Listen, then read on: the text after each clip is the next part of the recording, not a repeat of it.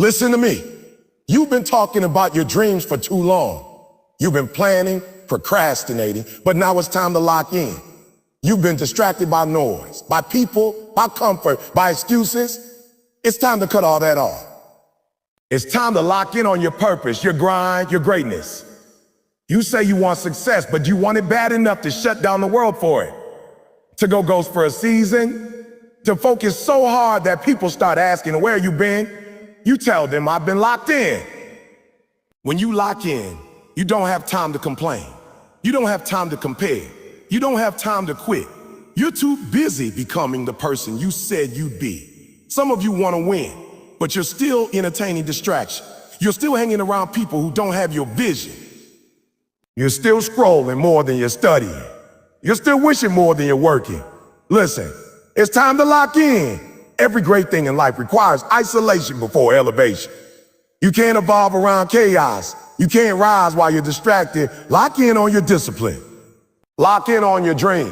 Lock in on your destiny. And when it gets tough, when you feel tired, when you feel broke, when you feel alone, remember why you started. Remember what you said you do. Because when you lock in, you can't be stopped. The world might doubt you, but discipline won't. Focus won't. Consistency won't. It's not about being perfect. It's about being present. Every single day, show up, grind, and stay locked in. Because the day you lock in is the day your life changes forever. So stop saying one day. Make this day the day you decide to go all in. The day you decide to silence the noise. The day you decide to lock in, level up. Let's go. When you make a decision to commit fully, you're not just saying, no, I'll try. You're saying, I'll do whatever it takes. There's a big difference between trying and committing. Trying gives you an exit. Committing seals the door shut. When you commit, there's no plan B, no backup, no halfway effort. You're not giving yourself an option to quit. You're telling the universe, I'm not leaving this dream until it's mine. That's what locking in means. It means you burned the boats. You've destroyed the safety nets and you're ready to fight for what you said you wanted. Most people never reach their goals, not because they don't have talent, but because they never commit. They dip their toes in, they test the water, they get scared when it's cold, and they back out. You can't win like that. Winners dive in head first. They know it's cold, they know it's deep, but they also know that's where success lives, on the other side of commitment. When you commit, you change how you move. You stop saying a maybe, and you start saying a must. You stop waking up when you feel like it, and start waking up because you have to. You stop treating your dreams like hobbies and start treating them like oxygen. You stop hoping for opportunities and start creating them. You stop waiting for motivation and start showing up with consistency. Commitment is what separates the average from the elite. The average talk about what they want. The elite commit to what they need to do. The average quit when it gets hard. The elite push harder when it gets hard. The average seek comfort. The elite seek challenge. And the reason they do it is because they've already made a decision in their mind that failure is not an option. When you fully commit, the world shifts. Opportunities start appearing that you never noticed before. People start taking you seriously. You start taking yourself seriously. You stop negotiating with your excuses and start making deals with your destiny. Commitment gives you tunnel vision. You stop worrying about what everyone else is doing, how fast they're going, how far they've gotten. You're focused on your lane, your race, your mission. There's power in a made-up mind. The moment you decide that you're all in, things start changing. Your energy changes, your language changes, your habits change. You stop saying I can't and stop saying I can't and start saying I will. You stop doubting your ability and start developing it. You stop seeing obstacles as signs to quit and start seeing them as tests to pass. People who commit fully don't wait for the right time. They make this the right time. They don't wait for motivation. They work until motivation finds. They don't look for easy routes. They master the hard road. Because commitment isn't about convenience. It's about conviction. When you believe in something deep enough, you'll find a way to make it happen, no matter what. Think about it. Every great athlete, entrepreneur, leader, or creator had one thing in common: total commitment. Kobe Bryant didn't practice because it was fun. He practiced because he was locked in on greatness. Eric Thomas didn't become one of the most powerful motivational speakers because it was easy. He did it because he refused to quit. He was homeless, hungry, and hurting, but he was committed. He decided he would not live the rest of his life at the bottom. He locked in. He locked in. That's the mindset you need. The moment you commit fully, you stop needing external validation. You stop asking for approval. You stop explaining yourself to people who don't understand your vision. You just get to work. Because you know the results will speak louder than your explanations ever could. When you commit, you start to see your pain differently. You realize pain isn't punishment, it's preparation. Every setback, every delay, every disappointment becomes part of your process. You stop asking, why me? And start saying, try me. Because you understand that commitment doesn't make life easier. It makes you stronger. There will be days when it feels like you're giving everything and getting nothing in return. Those are the days when most people quit. But you're not most people. You're locked in. You're committed. You understand that consistency compounds. Every rep in the dark adds up.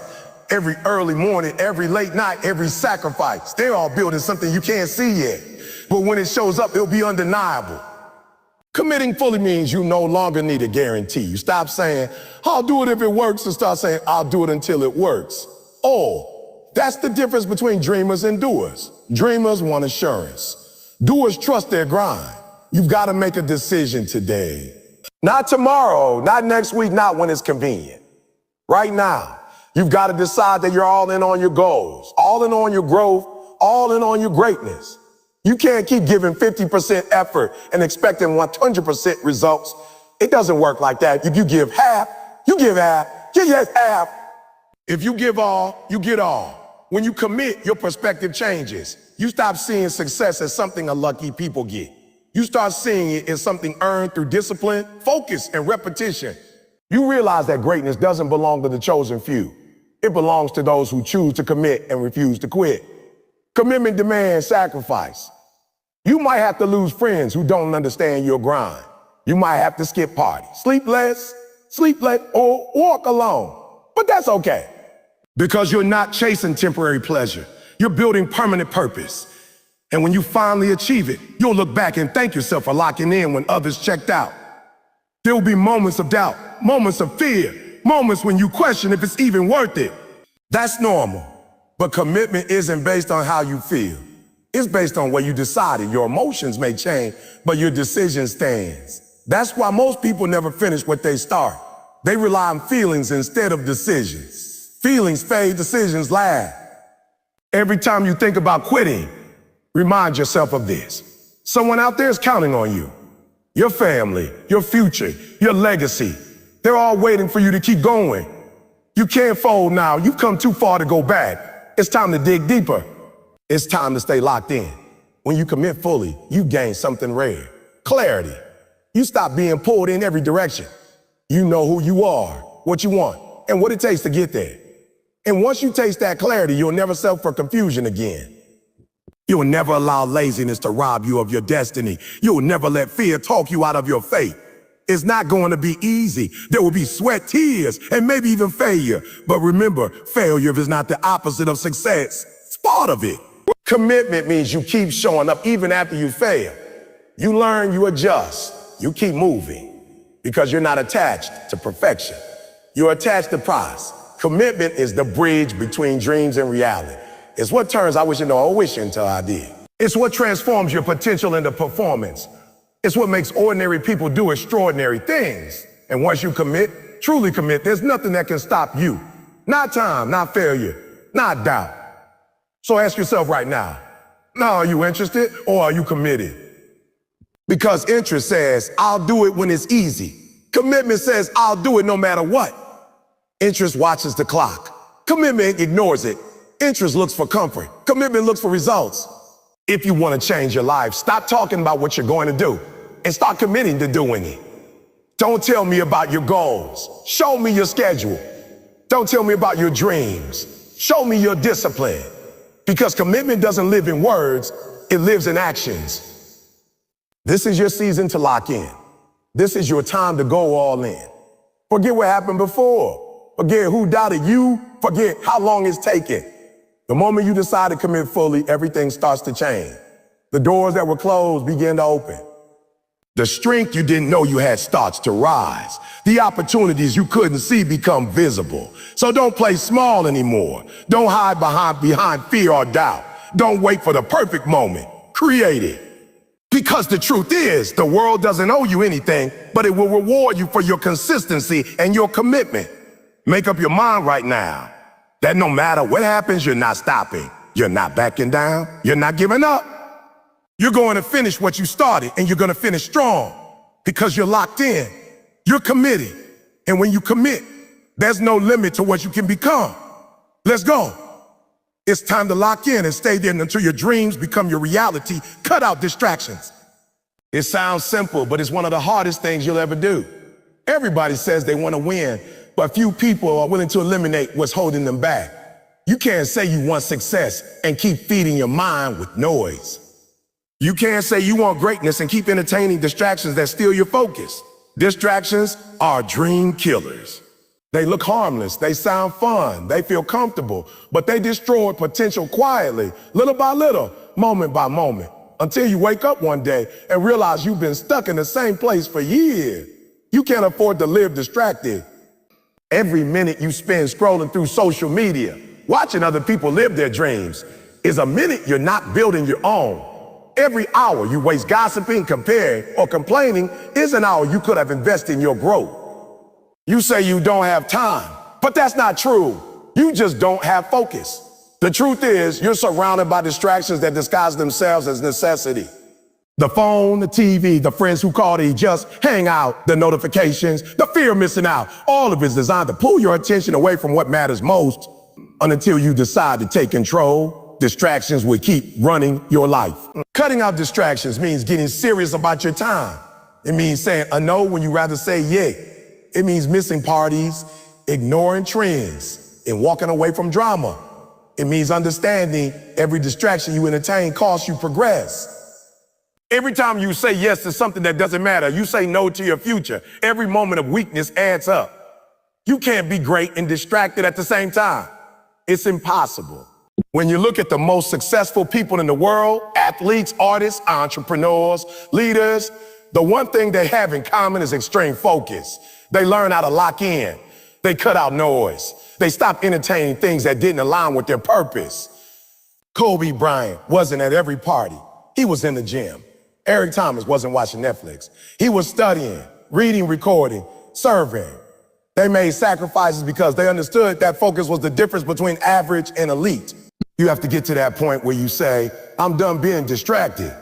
You have to reach the point where your dreams are louder than your excuses.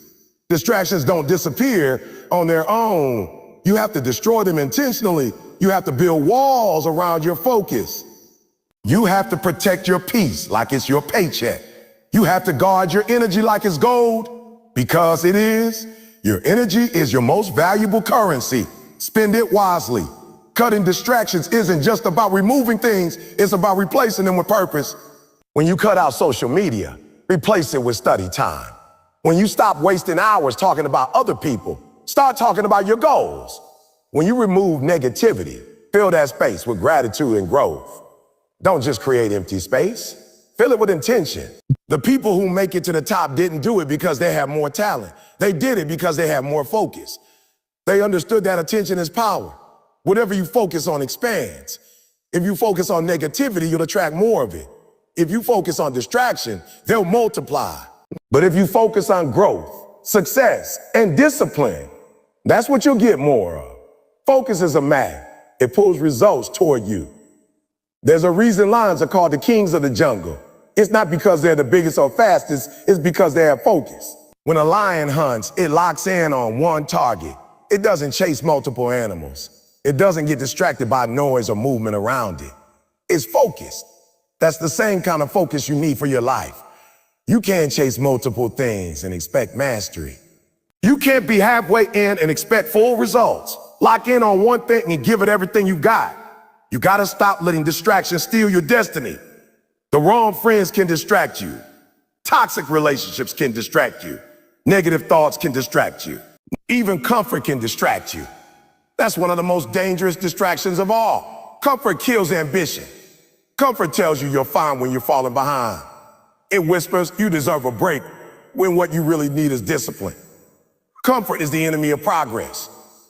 Every time you choose comfort over commitment, you're trading your potential for temporary pleasure. Distractions don't always look like bad habits. Sometimes they're disguised as opportunities.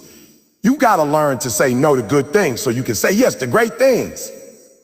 Just because something looks exciting doesn't mean it's meant for you. Every yes costs you something: time, energy, focus. Make sure what you say yes to is worth what it costs. You have to create but that working. Must turn your phone off when you're working. Set a time limit for entertainment. Don't check notifications first thing in the morning. Protect your morning, because how you start your day shapes how you finish it. When you wake up and immediately consume noise, your mind starts the day distracted. But when you wake up and focus on gratitude, prayer, or planning, your mind starts strong and centered. Cutting out distractions means being intentional about your environment. You can't expect to stay focused in a place filled with chaos. Clean your space. Declutter your mind. Surround yourself with people who push you forward, not pull you back. Energy is contagious. If you spend time around unfocused people, you'll catch their habits. If you want focus, surround yourself with people who have it. You also have to cut out internal distractions. The negative voice in your head that says, you're not good enough. The fear that whispers, what if you fail? The doubt that tells you we're not ready. Those voices are distractions too. They keep you stuck in your head when you should be moving in your purpose. Silence them by acting. Confidence comes from execution. The more you do, the less power fear has over you. Cutting distractions takes discipline, and discipline is hard, but so is regret. You've got to choose your hard. The pain of focus is temporary. The pain of regret lasts forever. When you cut distractions, you're not losing anything that matters. You're making room for everything that does. You're clearing the path for clarity, progress, and peace. Every second counts. The clock doesn't stop because you're distracted. Life is moving with or without your focus. You can't afford to waste another year repeating the same habits, stuck in the same cycle. You got dreams that deserve your attention. You got goals that require your best energy. You've got people depending on you to show up at your highest level. And you can't do that if you're divided. Think about how powerful you could be if you took all the time and energy you waste on distractions and invested it into your purpose. Imagine what your body would look like if you gave your fitness the same attention you give your phone.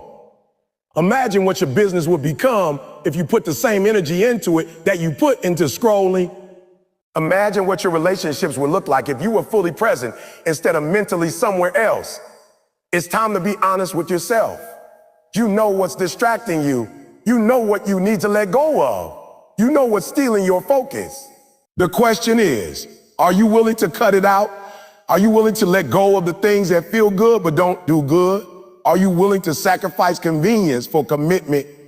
You have to understand that focus is freedom.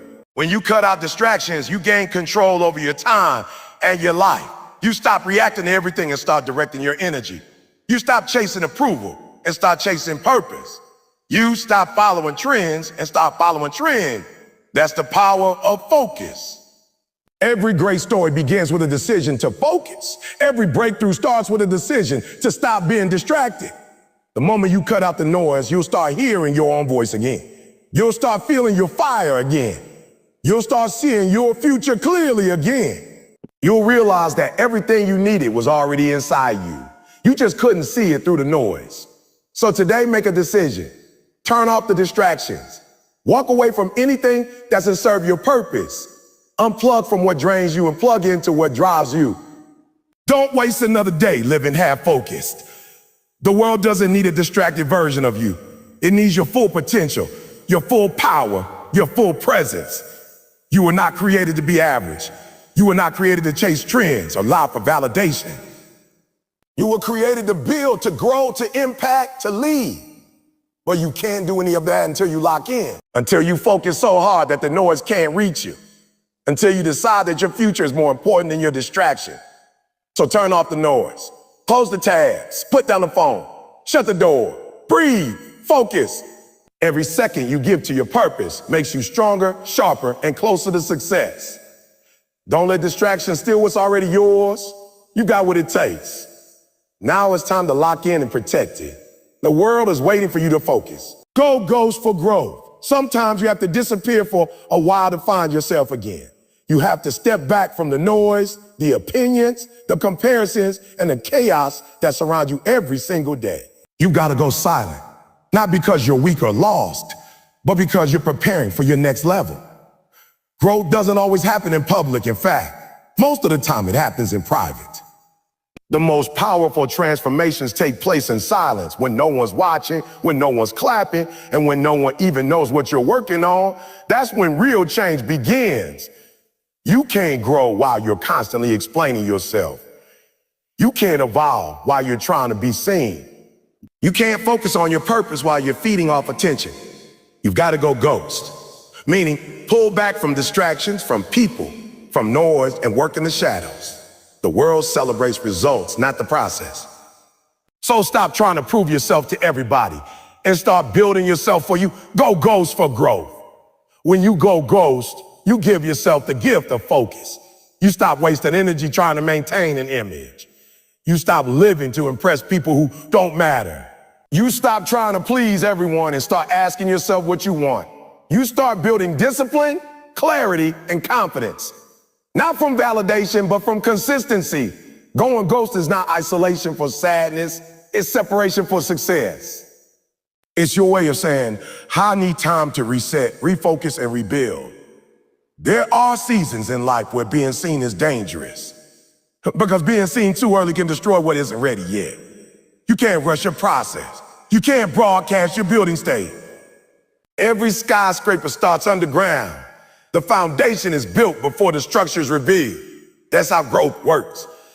Before people see your success, you've got to do the hard work in silence. You got to train when no one's watching, study when no one's cheering, and grind when no one's clapping. That's how greatness is made. Some people won't understand why you've gone ghost. They'll say you've changed, and you've become distant, you've gone quiet. That's okay. You're not obligated to explain your silence to anyone. Growth requires solitude, and solitude requires strength. You're not disappearing because you're lost. You're disappearing because you're found. You found your focus, your drive, your reason, your purpose. You've realized that not everyone can come with you to the next level. Sometimes the hardest part about going ghost is leaving behind people you care about, friends, relationships, maybe even family. But not everyone will understand your mission. Not everyone is meant to walk every mile of your journey. You got to be willing to let go of those who keep you stuck in the version of yourself you're trying to outgrow. You got to choose elevation over attachment. You got to choose purpose over popularity. Going ghost doesn't mean you stop caring. It means you start caring differently. You start caring more about your peace. You start protecting your peace because you know chaos is costly. You start valuing your silence because you understand that not every opinion deserves a response. The problem with a lot of people is they want the rewards of growth without the solitude that comes with it. They want to shine, but don't want to sit alone in the dark.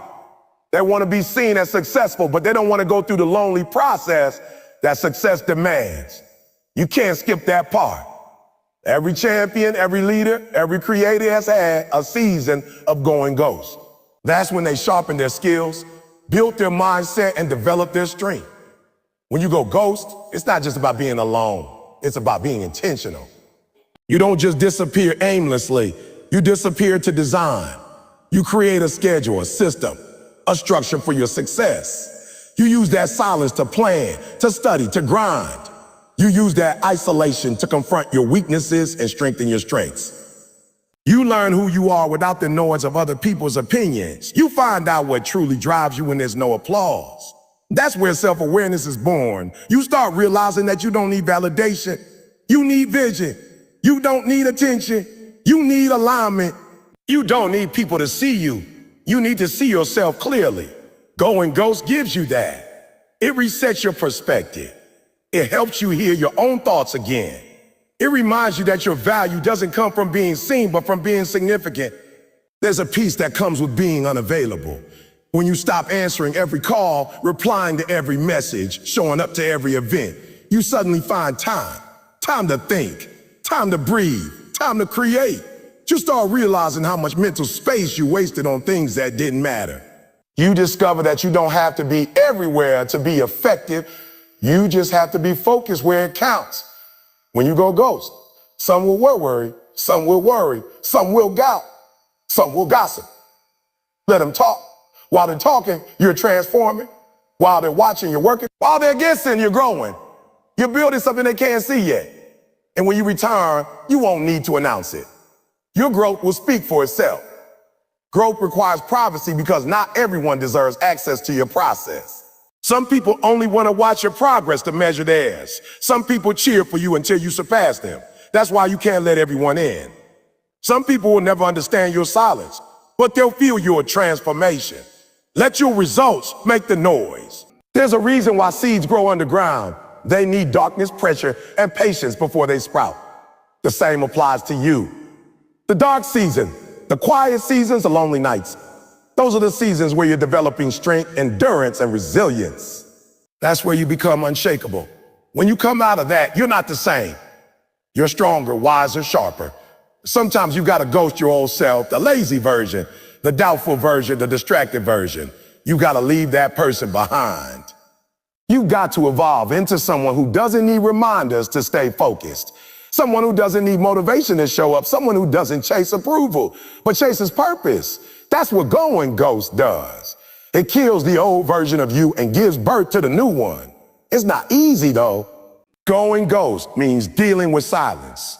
And silence can be uncomfortable. You'll hear your doubts louder. You'll face your fears more directly. You'll confront parts of yourself you've been avoiding. But that's the point. That's where healing happens. That's where breakthroughs begin. Growth doesn't come from avoiding discomfort. It comes from walking through it. You got to trust that your silence is sacred. You got to believe that this season of invisibility is preparing you for visibility. You may not see results right away, but something powerful is happening beneath the surface.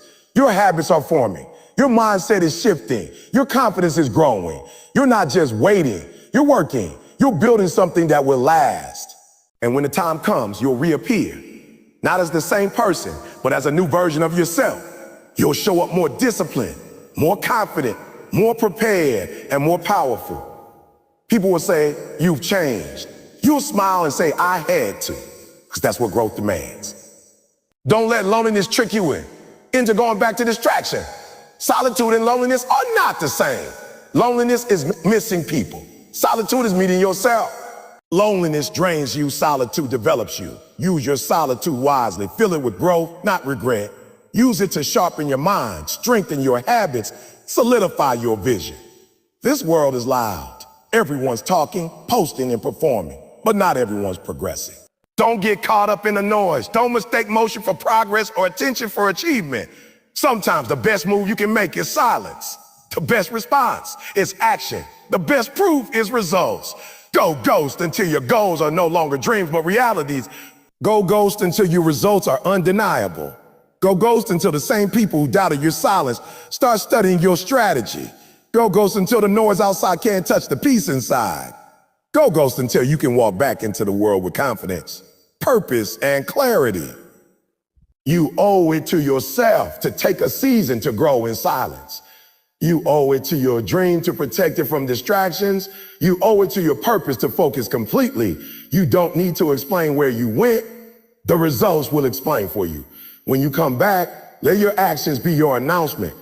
So if people ask where you've been, tell them this. I've been working, I've been healing, I've been building, I've been growing. Because sometimes the most powerful thing you can do is go missing for a while, not to hide, but to transform. And when you come back, you'll be unrecognizable. Not because you changed everything around you, but because you changed everything within you. It's time to stop performing for the world and start preparing for your purpose. It's time to stop talking about growth and start living it. It's time to stop waiting for validation and start working in silence. So go ghost, not to escape the world, but to return to it stronger, wiser, and ready to conquer everything you've been praying for. Locking in requires you to master your focus, to control your attention like a sniper who never misses the target. Focus is not something you're born with. It's something you build, one disciplined moment at a time. In a world full of distractions, from social media notifications to other people's opinions, true focus has become a superpower.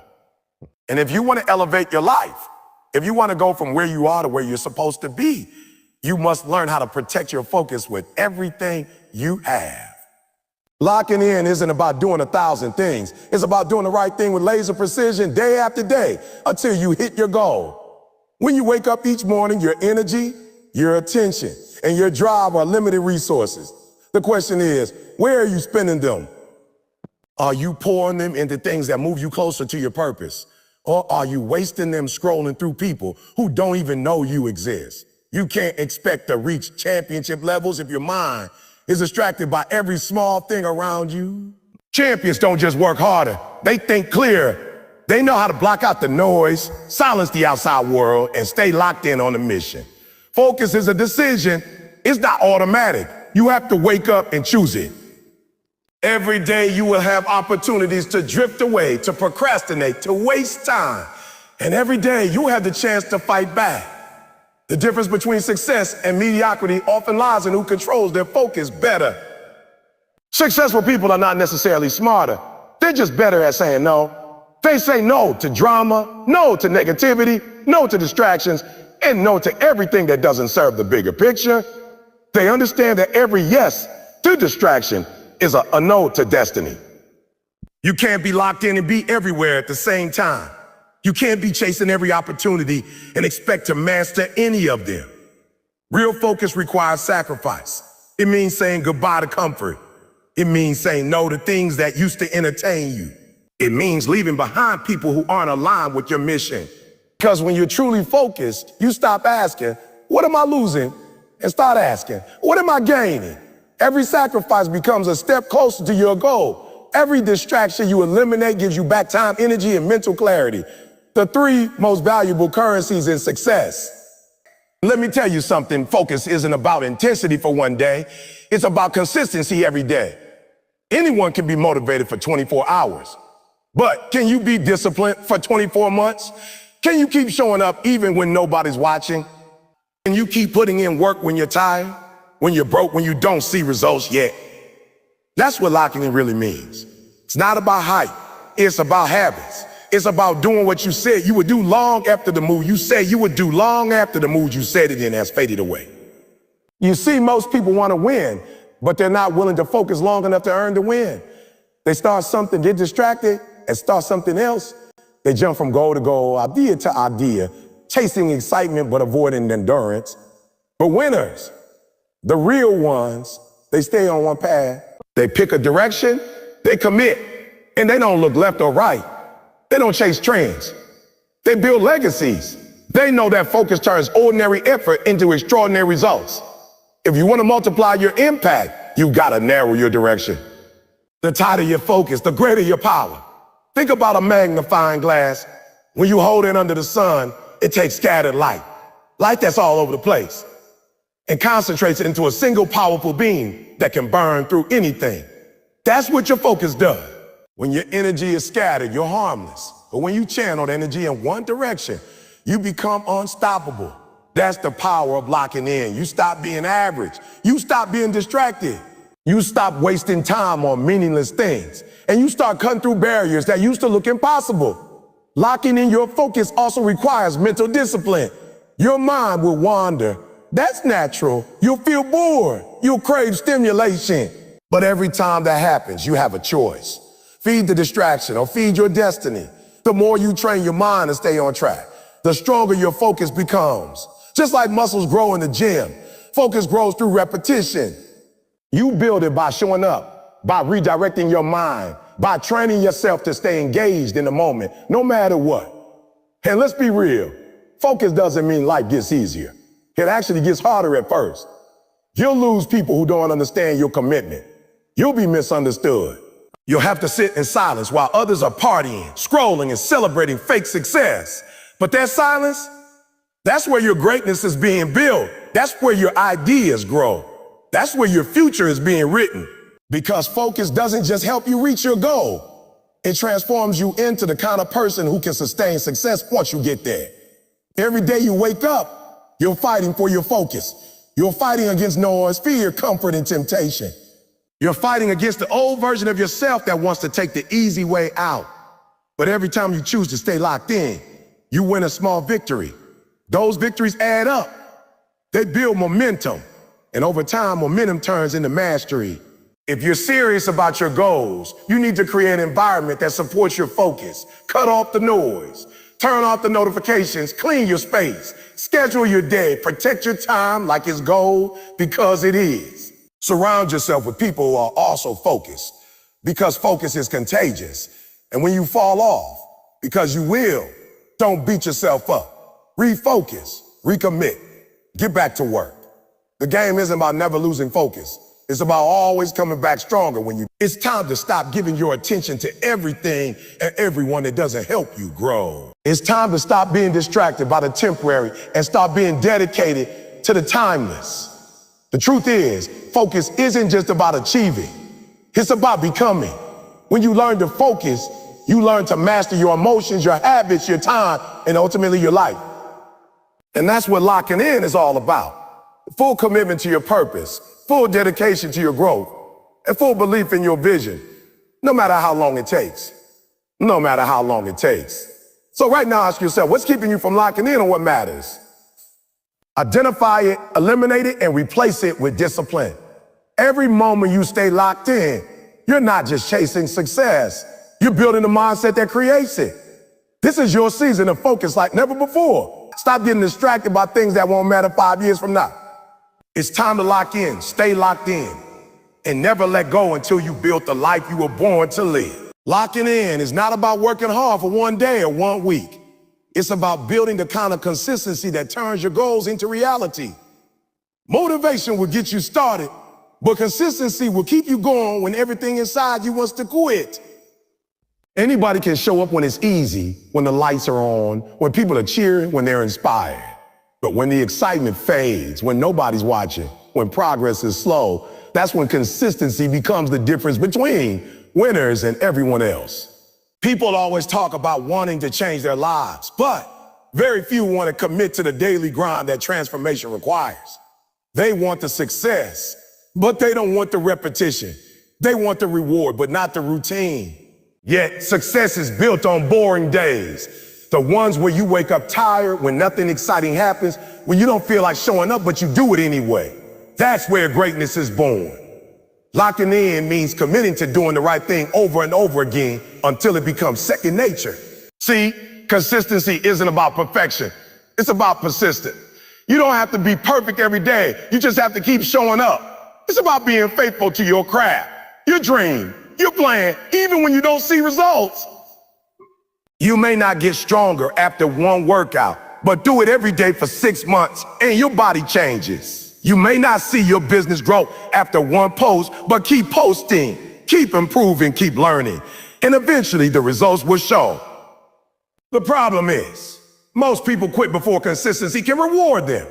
They want instant gratification in a process that only works through patience. Every day you commit to your goal, you're planting seeds, and those seeds take time to grow.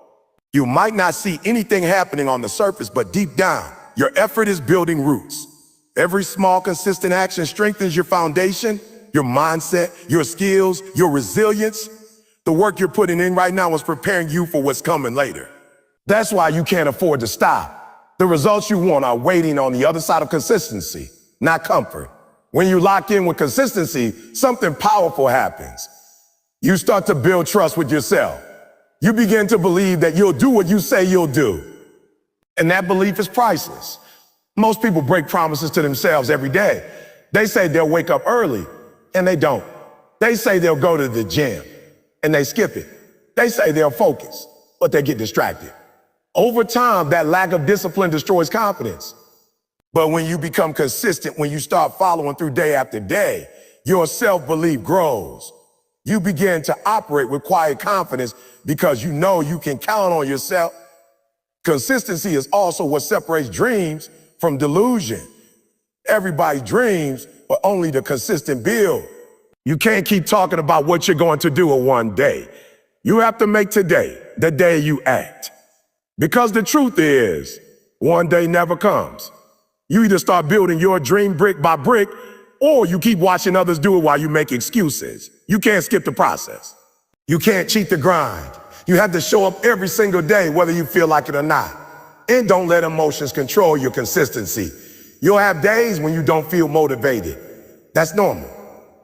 But your goals don't care about your feelings. They respond to your actions. Discipline is doing it regardless of how you feel. It's easy to work when you're inspired, but can you work when you're exhausted? Can you work when nobody claps for you? Can you keep showing up when results move slower than you expected? That's what locking in means, doing what you said you would do long after the excitement is gone. You have to understand that success doesn't happen in leaps. It happens in steps. Every small action compounds over time. Just like a drop of water doesn't seem like much, but drop by drop, it can carve through rock. That's what consistency does. It breaks through barriers that intensity alone never could. People want to sprint to success, but this game is a marathon. It's not about how fast you start. It's about how long you can keep going. If you study the greats in any field, athletes, entrepreneurs, artists, you'll find one common thread: consistency. Kobe Bryant didn't become one of the greatest because he practiced occasionally. He showed up every single day. He trained while others slept. He worked when others rested. He wasn't just chasing motivation. He was building mastery. Mastery is born from repetition. You can't master what you do occasionally. You master what you do consistently.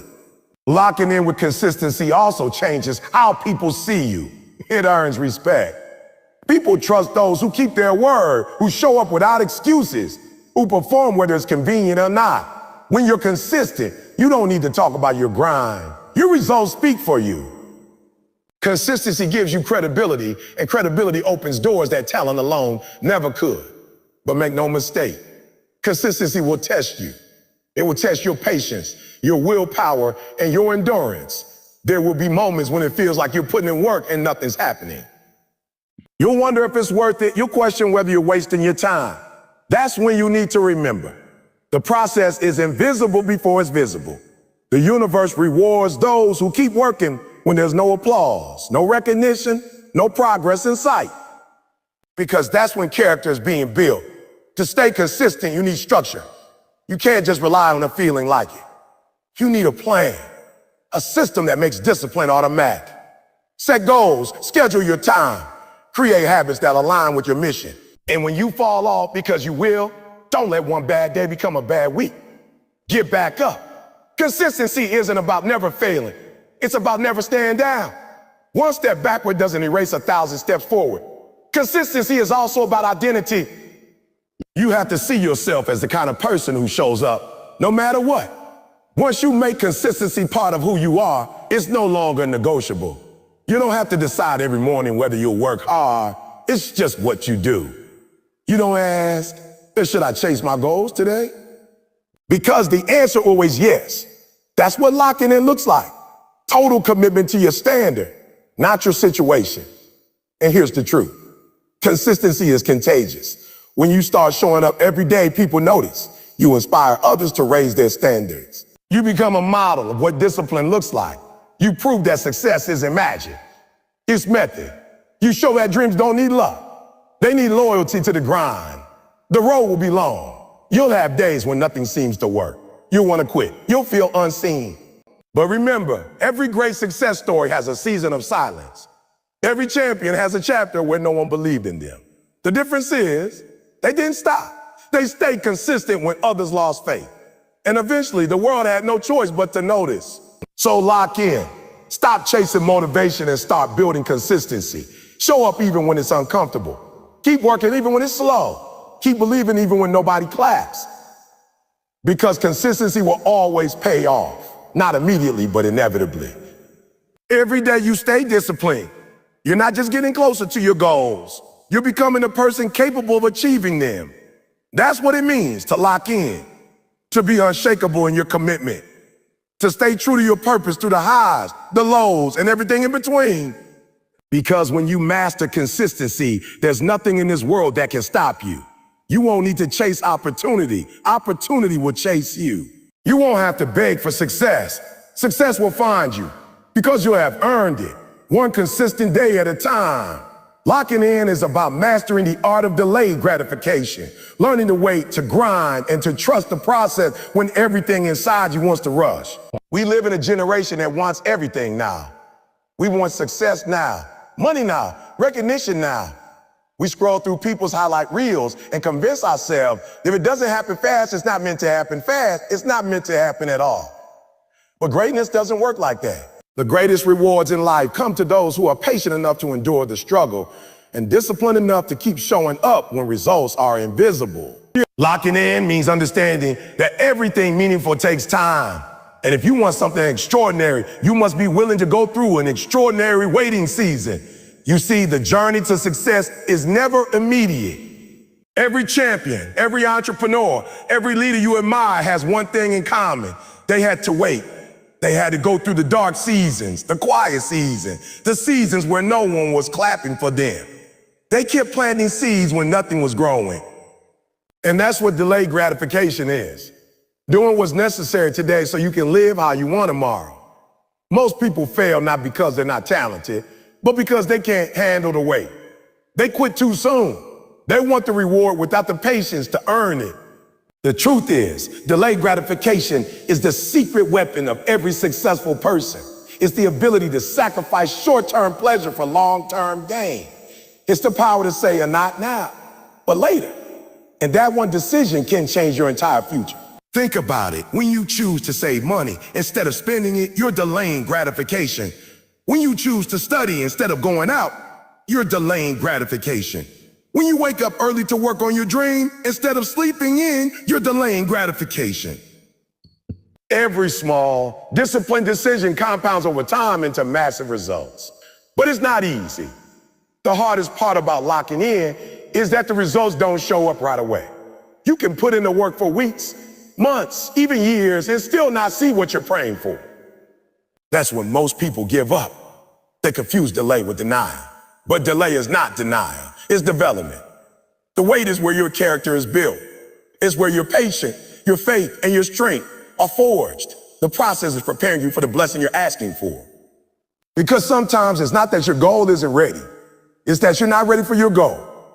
If you get success too early, it can destroy you. That's why the process takes time. You have to become the kind of person who can handle the weight of your dreams. You have to grow into your blessing. You have to grow into your blessing. You have to develop the mindset, the discipline, and the resilience to sustain what you're asking for. That's why delayed gratification is such a gift. It forces you to grow before you receive. It turns you into the version of yourself who won't crumble once the breakthrough comes. When you truly lock in, you start to fall in love with the process instead of the prize. You stop chasing outcomes and start chasing excellence, because when you focus on the process, the results eventually follow. But when you focus only on the results, you get frustrated and give up when things don't happen fast enough. The process may be slow, but every step is progress. Every struggle is shaping you. Every delay is teaching you something. The wait is never wasted. Let's be real. Patience is not about doing nothing. It's about doing the right things consistently, even when you don't see progress. It's active waiting. It's showing up every day with faith that your time is coming. And it's not just about what you do, it's about how you do it. Yep. When you're patient, you don't complain through the process, you learn through it. You don't compare your timeline to someone else's. You trust that your path is unique. The biggest thief of joy and focus is comparison. The moment you start measuring your progress by someone else's success, you lose sight of your own race. You have to remember your timing is your timing. What's meant for you will come, but only when you're prepared to receive it. When you're in the grind, it's easy to get frustrated. You'll wonder why it's taking so long. You'll question whether it's even worth it. But that's where growth happens, in the in-between. The space between starting and succeeding is where most people break. But if you can endure that season, you'll separate yourself from everyone else. The people who make it are not always the most talented. They're the most patient. They're the ones who refuse to quit, even when it felt like nothing was happening. Think about a farmer. He plants seeds in the soil and then waits. He waters them, takes care of them, protects them. But he doesn't dig them up every day to see if they're growing. He trusts the process. He knows that growth takes time, and even though he can't see what's happening underground, something powerful is taking place. That's exactly how your dream works. You planted the seeds through your effort, your faith, your sacrifice. Now you must keep watering them with consistency, discipline, and patience. If you keep nurturing the seed, it will eventually break through the surface. But if you quit too soon, you'll never see the harvest.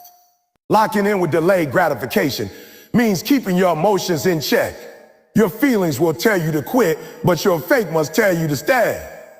You'll have moments of doubt, frustration, and impatience. You'll see others winning while you're still waiting. But remember, their chapter 20 doesn't make your chapter 5 less important. Your story is still being written. Every delay, every setback, every slow moment is part of your preparation. Sometimes God slows you down to protect you from something that's not ready yet, or to build something better for you later. The wait tests your integrity, whether you truly want it or you just like the idea of it. Because everyone loves the dream. Few love the discipline it requires. The wait separates the talkers from the doers. It reveals who's serious and who's seasonal.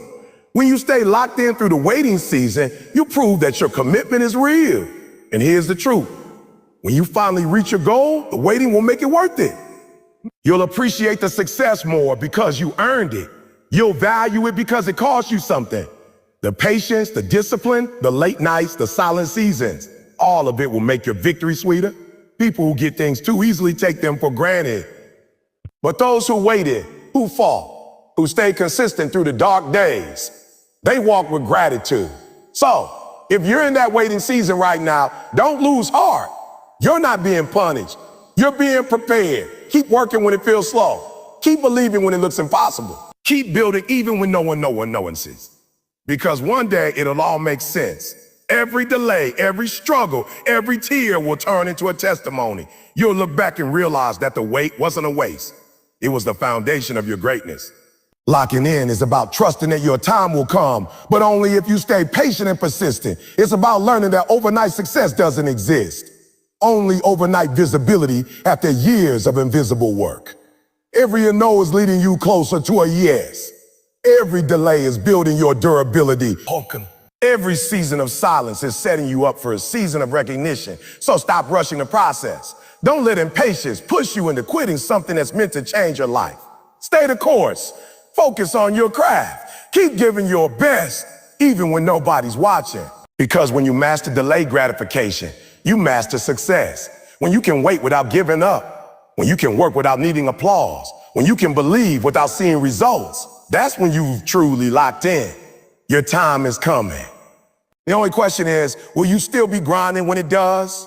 Locking in means you stop chasing motivation and start building discipline. Motivation is temporary.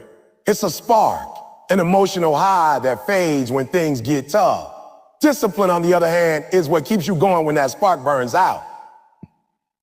It's what separates the dreamers from the doers, the talkers from the winners. When you lock in, you stop waiting to feel ready. And you start doing what needs to be done, whether you feel like it or not. Because success doesn't care about your feelings. It rewards your consistency. Motivation might start the race, but discipline is what crosses the finish line. Too many people depend on motivation. They watch a video, listen to a speech, or read a quote, and for a few minutes, they feel unstoppable. But when the excitement fades, when the alarm clock goes off early, when the work gets hard, they stop. They think they've lost something, but what they've really lost is the illusion that success feels good all the time. Real winners know that motivation is seasonal, but discipline is daily. You can't rely on your emotions to make decisions for you. You have to rely on your commitments. Discipline means doing what's required even when your mood changes. It's easy to show up when you're inspired. But can you show up when you're tired, when you're frustrated, when you fail 5 times in a row? That's where discipline lives. Discipline is not glamorous. It's not exciting. It's doing the reps, writing the pages, showing up for practice, studying late, saying no to distractions day after day. It's unsexy, but it's powerful. Because every small act of discipline builds momentum, turns into mastery. When you rely on motivation, you're inconsistent. When you build discipline, you become unstoppable. Motivation asks, do I feel like it's discipline says, it doesn't matter. Motivation is emotion-based. Discipline is decision-based. And the truth is, the world doesn't reward people who do things when it's convenient. It rewards people who do things regardless of convenience. The disciplined ones are the ones who build something lasting. You have to stop waiting for the right time, the right mood, the right inspiration. There will never be a perfect moment to start. Discipline doesn't wait for the perfect moment. It creates it. Every day you delay, every time you wait for motivation, you're training your brain to procrastinate. But when you act with discipline, you're teaching yourself that your goals matter more than your feelings. And once that becomes your standard, nothing can stop you. Discipline is a muscle. The more you use it, the stronger it gets. Every time you push through laziness, you're strengthening it. Every time you say no to distractions, you're sharpening it. Every time you wake up early, hit the gym, work on your craft, or stay committed to your plan when you could have quit, you're building a foundation for success. And just like physical strength, you can't build discipline overnight. You build it through repetition, through resistance, through doing the uncomfortable things consistently until they become your normal. But here's what people don't understand. Discipline isn't punishment. It's freedom. When you're disciplined, you're not controlled by impulses. You're not at the mercy of your emotions. You're in charge. You choose your habits instead of letting your habits choose you. You create your future instead of reacting to it. Discipline gives you control over your time, your focus, your body, your life. People who lack discipline live in chaos. People who have it live with purpose. Think about the greats: Kobe Bryant, Michael Jordan, Serena Williams, Cristiano Ronaldo. They didn't depend on motivation. They were disciplined. They practiced when they didn't feel like it. They trained harder when they could have relaxed. They were relentless because they built systems that didn't depend on emotion. Discipline made them legends. Motivation might inspire you to start a workout, but discipline keeps you training until you win championships. Discipline also builds confidence. When you're consistent with your actions, you start to trust yourself. You know that when you set a goal, you'll follow through. That self-trust is priceless. Most people doubt themselves because they keep breaking promises to themselves. They say they'll wake up early, but they hit snooze. They say they'll eat healthy, but they give in. Every time you break a promise to yourself, you weaken your belief in your own power. But every time you follow through, even on small things, you strengthen it. You prove to yourself that you're reliable, that you're capable, that you're someone who doesn't quit. You see, discipline isn't just about big goals. It's about the small daily habits that shape your life. It's in the way you speak, the way you eat, the way you handle time, the way you keep your word. It's about excellence in the little things because the little things become the big things. You can't expect to win big battles if you keep losing small ones. Discipline in one area bleeds into every area of your life. When you're disciplined in your workouts, it affects your work ethic. When you're disciplined in your finances, it affects your mindset. Discipline multiplies success. And yes, discipline will cost you. It will cost you comfort, convenience, and sometimes company.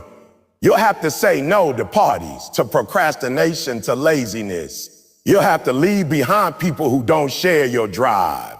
You'll have to endure moments of boredom, exhaustion, and sacrifice. But remember this, undisciplined people pay a much higher price, the price of regret. Regret will hurt more than any sacrifice ever could. The pain of discipline lasts for a moment, but the pain of regret can last a lifetime. The truth is, if you want to achieve something extraordinary, you can't rely on motivation. You have to rely on structure.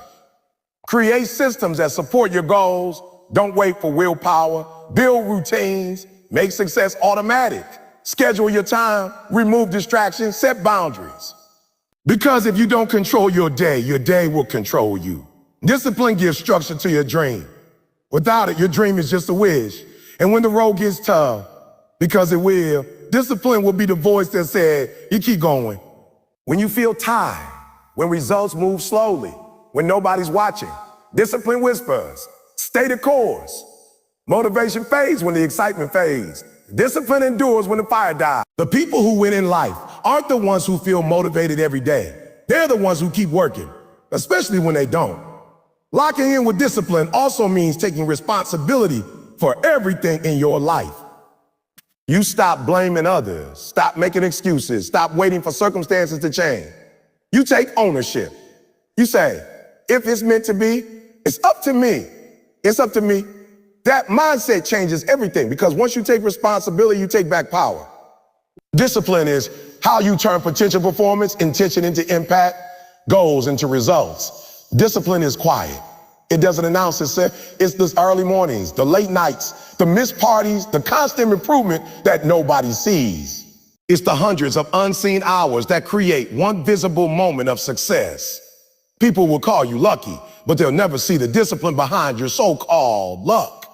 Because discipline creates opportunities that others mistake for chance. So if you want to lock in, stop depending on how you feel. Feelings are fleeting, but purpose is permanent. Build habits that keep you on track when your emotions want to pull you off course. Remind yourself every day that discipline is love. Love for your future self, love for your dreams, love for your potential. Every time you choose discipline, you're choosing your destiny. Lock in so deeply that your actions no longer depend on moods. Train your mind to do what's necessary without hesitation. Wake up early when you want to sleep. Study when you want to scroll. Work when you want to rest. Sacrifice what's comfortable for what's valuable. That's how greatness is built. Not through bursts of inspiration, but through years of disciplined execution. Motivation will knock on your door once in a while, but discipline should live in your house every day. Discipline is the bridge between goals and success, between dreams and reality, between talking and doing. The day you stop needing to feel good to do good is the day you've truly locked in. Because once discipline becomes your lifestyle, success becomes inevitable. When you say you want it, when you say you're hungry, when you say you're grinding, it can't just be words. You've got to grind until it's yours. That means no more talking about it, no more hoping for it, no more waiting for perfect conditions. You got to dig deep, push past the pain, fight through the fear, and keep showing up until the thing you dreamed about is in your hands. This is not about temporary effort. This is about permanent focus. It's about doing whatever it takes for however long it takes until you win. Because the truth is, the world doesn't hand out success to people who almost try. The world rewards those who refuse to quit. Most people stop when they get tired. They stop when it gets uncomfortable. They stop when it gets inconvenient. But the ones who win, the ones who truly make it, they don't stop when they're tired. They stop when they're done. They stop when it's finished. They stop when they've taken the thing they said they wanted and turned it into reality. You've got to grind until it's yours. Nobody's gonna give it to you. Nobody's gonna feel sorry for you. Nobody's gonna carry you to the top. It's on you. Every day, every hour, every decision, it's on you. You gotta wake up with that mentality that says, I will not be denied. You gotta get up before the world does and put in work while others are sleeping. You gotta stay later, push harder, and believe stronger. Because life is not about what you say you want. It's about what you're willing to work for. It's easy to talk about dreams. It's easy to post quotes and hashtags, but it's hard to wake up early when no one's watching. It's hard to stay consistent when the results are slow. It's hard to keep going when you don't see the progress yet. But that's what separates those who wish from those who win. You've got to grind until it's yours. When I say grind, I don't just mean working hard physically. I mean mentally locking in, emotionally pushing through, spiritually staying grounded. Because the grind is not glamorous. It's lonely, it's quiet, it's unseen. People won't clap for you when you're in the process. They won't celebrate your late nights and early mornings. They won't see the sacrifices, the tears, the doubts, the discipline. But you gotta keep grinding anyway. You gotta keep your head down and trust that one day your work will speak for you. One day the world will see what you were working on in silence. One day you'll hold in your hands what you never thought was possible. You have to understand that the grind is the test. Life is going to test you. It's going to see if you really want it. It's going to throw obstacles, distractions, disappointments, and pain at you. It's going to whisper, you can stop now. You've done enough. But you got to talk back and say, no, I'm not done until it's mine. You've got to develop that inner fire that doesn't go out when the storm hits. Because everybody can grind when things are easy. Yeah, everybody can grind when the lights are on and the cameras are rolling. But can you grind when it's just you? Can you grind when nobody believes? Can you grind when you've been rejected, when you failed, when you've fallen? That's when true character is built. That's when you separate yourself from the average. You see, grinding until it's yours is not just about achieving something external. It's about transforming who you are internally. When you push through your limits, when you keep going after hearing them no 100 times, when you show up after everyone else quits, something shifts inside you. You become unbreakable.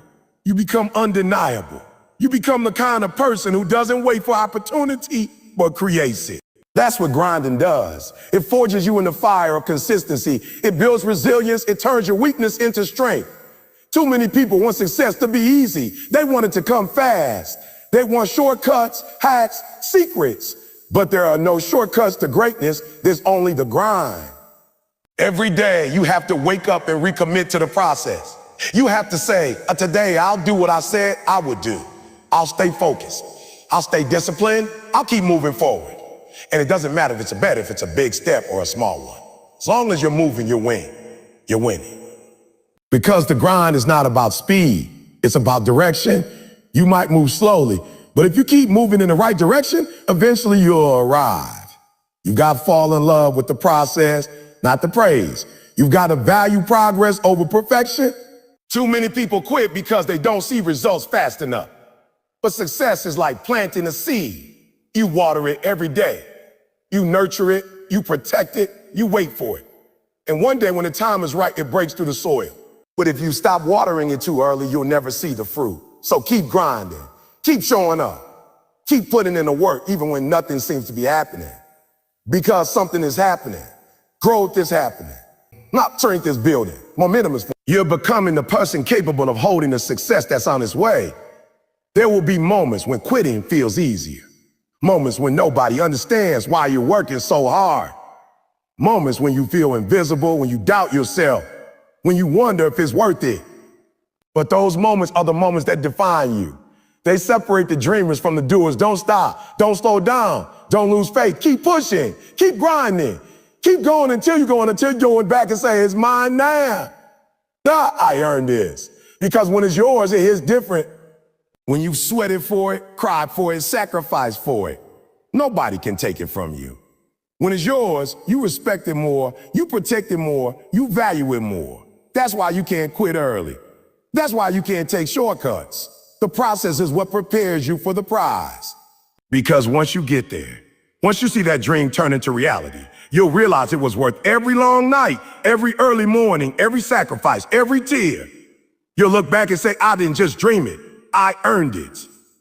When it's all said and done, when the lights go out and the noise fades away, it's not about how loud you talked about your dreams. It's about how hard you fought for them. It's not about how many times you said you wanted it. It's about how many times you refused to give up when everything in you screamed to quit. At the end of the day, life doesn't remember the ones who almost made it. It remembers the ones who locked in, stayed focused, stayed disciplined, and grinded until it was dead. You've got to understand something. Every second you waste doubting yourself, comparing yourself, or waiting for the perfect moment is a second you could have been building your future. The people who make it to the top aren't always the smartest, the fastest, or the most talented. They're the ones who refuse to stop climbing. They're the ones who decide, I don't care how long it takes. I'm not leaving without what I came for. That's what separates winners from wishers. That's what separates average from elite. You see, life is not fair, but it's still yours. You don't get to choose how it starts, but you get to decide how it ends. You get to decide if you're going to live stuck in the same cycle or break free and build something greater. You get to decide if you'll settle for comfort or fight for purpose. And I'm telling you right now, comfort will kill your call. You can't grow in comfort. You can't rise while you're relaxed. You've got to be willing to go through the grind, to face the fire, to push through the pain. That's how diamonds are made, not in peace, but under pressure. Every dream you've ever had is possible, but not without a price. You can't pray for greatness and still live with average habits. You can't speak success and still hang around failure. You can't ask for the best and give your worst. You gotta lock in. You got to decide that your dream matters more than your excuses. Your future matters more than your fears. Your potential matters more than your comfort. There's going to come a time when the people around you don't understand why you're working so hard. They'll ask, oh, why don't you chill? They'll say you've done enough, but you can't listen. You can't let people who quit on their dreams talk you out of yours. Because the truth is, people will doubt what you say, but they'll believe what you do. So keep showing up, keep grinding, keep proving them wrong. Not with words, but with results. And when it gets hard, because it will get hard, don't run, don't fold, don't retreat. Dig deeper. Remind yourself who you are and why you started. Remind yourself that pain is temporary, but quitting is forever. Every storm ends. Every dark season passes. And if you just keep moving, if you just keep believing, you'll make it to the other side stronger than ever. Some of you have been asking for signs, waiting for confirmation that it's your time. Listen to me carefully. This is your sign. This is your moment. This is your season to lock in and go all in. The dream you've been praying for is waiting for you to move. The opportunity you've been hoping for is waiting for your commitment. The version of you that you've always wanted to become is waiting for you to show consistently. You've got to stop saying it's someday and start saying now. Because someday is a lie. All you have is today. And what you do today determines everything that happens next. The difference between successful people and unsuccessful people is not that life gives one group better chances. It's that successful people create chances through effort, through grind, through focus. They don't wait for the door to open. They build a door if they have to. They don't wait for motivation. They act on discipline. They don't wait for the perfect moment. They turn every moment into an opportunity. That's what locking in looks like. Giving your all when nobody's watching, when nobody's clapping, when nobody's cheering. Because deep down, you know the grind is the reward. When you finally reach that finish line, when you finally hold what you've been chasing for years, it won't just be about the goal. It'll be about the growth. You'll realize that it was never just about what you achieved. It was about who you became along the way. Every failure, every rejection, every lonely night, every sacrifice, it all built you into the kind of person who could handle success. You'll look back and say it all made sense. You'll see that the process wasn't punishment, it was preparation. And when that moment comes, when you finally get to say, it's mine now, don't forget the journey. Don't forget the nights you doubted yourself but kept going anyway. Don't forget the moments you wanted to quit but didn't. Because those moments are what make the victory sweet. Success without struggle is empty. But when you've earned it, when you bled for it, fought for it, cried for it, it's different. So as this chapter comes to an end, understand this. It's not about being perfect. It's about being persistent. It's not about luck. It's about labor. It's not about wishing. It's about working. You got to grind like your life depends on it, because in many ways, it does. Your dreams, your goals, your legacy, they all depend on how badly you're willing to lock in. Stop doubting your potential. Stop waiting for permission. Stop underestimating yourself. You have everything you need inside of you to win. You just have to decide that nothing will stop you. Not fear, not failure, not fatigue. You've come too far to quit now. You've survived too much to give up here. So keep going, keep building, keep believing. Because the future belongs to the focused. The victory belongs to the consistent. The reward belongs to those who grind until it's theirs. And when you finally make it, when you stand on that mountain and look back at the journey, don't forget to reach back and pull somebody else up. That's what real success is. Not just shining alone, but helping others find their light too. Because your story, your struggle, your grind, it's not just about you. It's about showing others what's possible when you refuse to quit. So this is the call, right here, right now. No more excuses, no more waiting, no more half effort. It's time to lock in. It's time to focus like your life depends on it. It's time to work like your dreams are already yours. Because they can be. They will be. You just have to stay in the game long enough to see it happen. And when you do, when it's all said and done, the world will know your name. Not because you talked about what you were going to do, but because you did it. They'll know your story, not because you had it easy, but because you had the heart to keep going. And they'll look at you and see proof that hard work, faith, and focus still work. So get up, breathe deep, and say it out loud. It's my time. I'm locked in, and I'm not stopping until it's mine. Focus beats talent when talent refuses to focus. People underestimate this truth because the world teaches us to worship talent from the moment we're young. We're told that gifted people will naturally rise, naturally win, naturally succeed. But life doesn't work like that. Life rewards the ones who stay locked in, the ones who keep their eyes on the target, the ones who keep moving when others drift. Talent is loud at the beginning, but focus is loud at the finish line. You've seen people who had all the raw ability in the world, athletes with perfect genetics, students with incredible intelligence, creators with natural brilliance, yet they never became what they could have been because their attention was scattered, their discipline inconsistent, their passion diluted. They had the gift but never protected the gift. Focus is the difference maker because it transforms potential energy into kinetic energy. Talent without focus is like a sports car with no gas. Shiny, impressive, admired from afar, but going nowhere fast. When you lock in, you give your energy a direction. And direction, sustained direction, always produces more results than scattered talent. There are people who will never be as naturally skilled as you, never as smart, never as strong, never as creative, but they will outwork you, outprepare you, and outfocus you. And when someone with average talent has extreme focus, they become unstoppable. You see it all the time. The kid who wasn't supposed to succeed becomes the star of the team. The student who wasn't considered gifted becomes the top performer. The business owner who didn't start with money outgrows people who had every advantage. It's not magic, it's focus. The reason focus is so powerful is because it creates repetition, and repetition builds mastery. Talent may give you a head start, but mastery gives you the finish. When you focus, you repeat. When you repeat, you refine. When you refine, you elevate. And when you elevate consistently, you surpass the ones who were told they were special, but never learned to discipline their gift. You've met people like that. The ones who rely on being naturally good at something. The problem with being naturally good is that it tricks you into thinking you don't need to improve. It seduces you into comfort. Comfort is the enemy of greatness. Talent invites admiration, but focus invites transformation. When you truly lock in, you separate yourself from the crowd because most people aren't willing to give something their undivided attention. Most people want quick results with partial effort. Focus demands full engagement. Look at any champion in any field. The focused ones win every time. Not because they started gifted, but because they stayed committed. Focus demands that you show up even on days you don't feel like it. Talent waits for the right move. Focus works in any condition.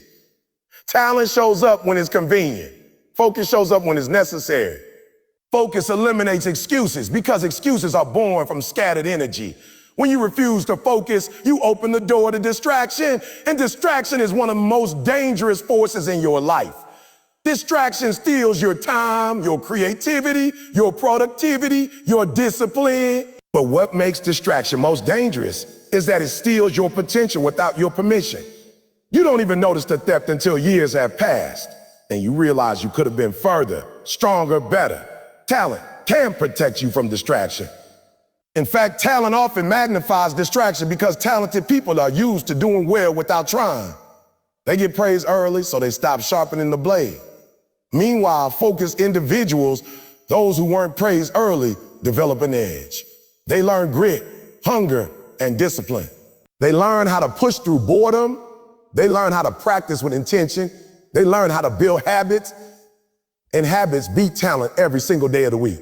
When you build a focus routine, your consistency becomes your superpower. You don't rely on inspiration. You rely on discipline. You don't rely on motivation. You rely on structure. Talent is emotional. Focus is strategic. There are millions of talented people in this world, but the number of truly focused people, much smaller. Focus is rare because it requires sacrifice. It requires saying no to things that feel good now so you can say yes to things that will feel great later. It requires turning down distractions disguised as opportunity. It requires letting go of comfort disguised as peace. Talent doesn't require sacrifice. It comes naturally. It flows easily. But what comes easy rarely stays. What is earned through focus and discipline becomes permanent. When you work for something with focus, you build character along the way. And that character becomes the foundation for long-term success. Focus directs your choices. Every decision you make is either pulling you closer to your goal or pushing you further away.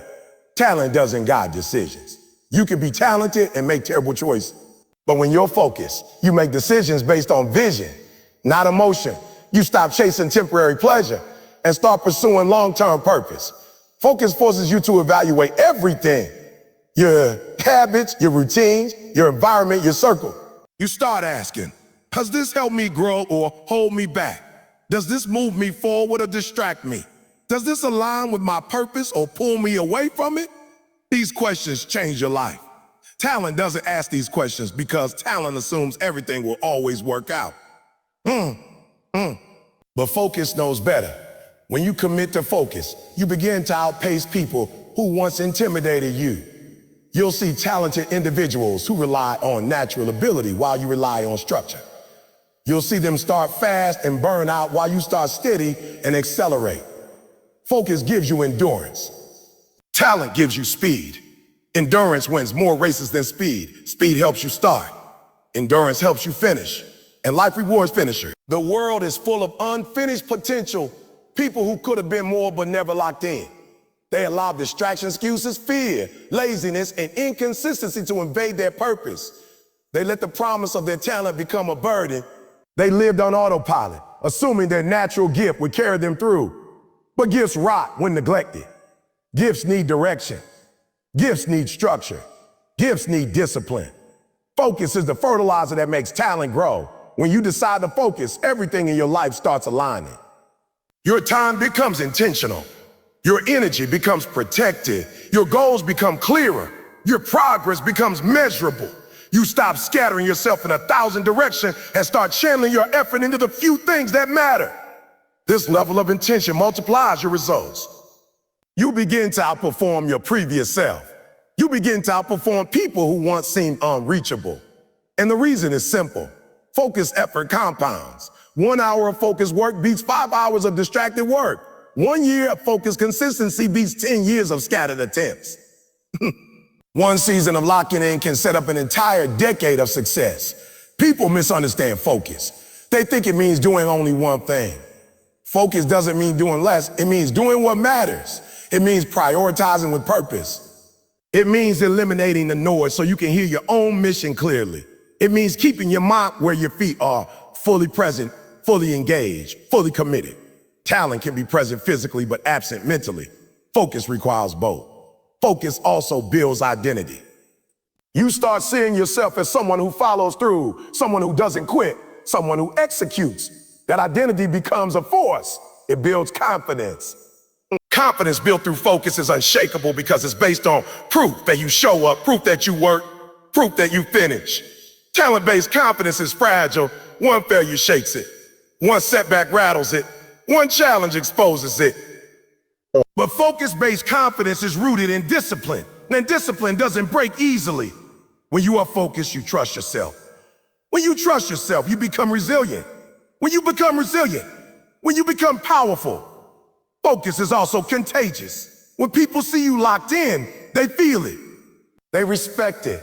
They are inspired by it. They may not say it out loud, but your focus makes noise. It sets a standard. It influences your environment. It shows others what is possible when someone commits to growth. Talent entertains people. Focus elevates people. The world is moved by focused individuals. Those who commit deeply, intentionally, consistently. You become dangerous in the best way.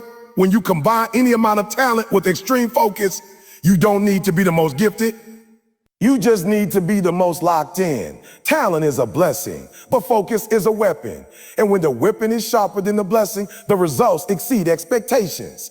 You've seen underdogs rise because their focus turned them into giants. You've seen unknowns become legends because their consistency turned them into experts. You've seen overlooked people become leaders because their discipline turned them into examples. Focus doesn't ignore struggles. It works through them. Talent freezes when things get hard. Focus adapts, adjusts, overcomes. Talent wants perfection. Focus wants progress. Talent looks at obstacles as threats. Focus sees obstacles as training. Every challenge becomes an opportunity to sharpen your edge. Every setback becomes a lesson. Every failure becomes data. Every delay becomes preparation. Focus builds mental strength because the more you commit, the more you realize you can endure. And here's the truth people don't want to accept. Almost anything you want in life is achievable if you give it focused effort for a long enough period. Most people quit too soon, get distracted too easily, or lack direction entirely. But if you decide to lock in, truly lock in, you separate yourself from the masses instantly. You elevate your performance, you elevate your standard, you elevate your results. And little by little, day by day, you outgrow the version of you that needed talent to survive. You become the version of you that thrives through focus, discipline, and commitment. Focus beats talent. When talent refuses to focus always wins the long game. It always outlasts laziness, outperforms inconsistency, and outshines natural ability that goes unused. The world doesn't reward the most talented. It rewards the most committed. The ones who show up, the ones who do the work, the ones who lock in, regardless of circumstances. And once you embrace that truth, nothing can stop you that cut off every distraction that's costing you your destiny. The truth is, most people don't lose because they're incapable. They don't lose because they don't have talent, passion, intelligence, or potential. They lose because they stay connected to things that drain them, steal their attention, divide their energy, and sabotage their focus. Distractions don't always appear loud, obvious, or destructive. Most distractions come wrapped in comfort, familiarity, entertainment, or habit.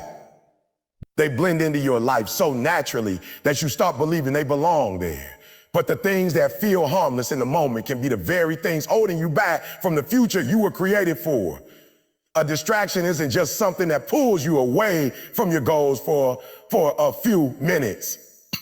A distraction is anything that delays your progress, weakens your discipline, breaks your momentum, or lowers your standards. Some distractions look like people, some look like habits, some look like opportunities, and some look like your own thoughts. But every distraction has one mission: to pull you off your path before you become who you need to be.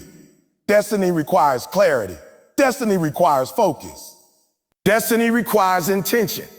Anything that interferes with that clarity, focus, or intention is a distraction. Even if it feels good, even if it feels comfortable, even if it feels normal. Cutting off distractions is difficult because distractions are addictive. They offer quick pleasure, temporary escape, and instant relief. They allow you to avoid discomfort. They allow you to avoid responsibility. They let you ignore the pressure and the work required to evolve.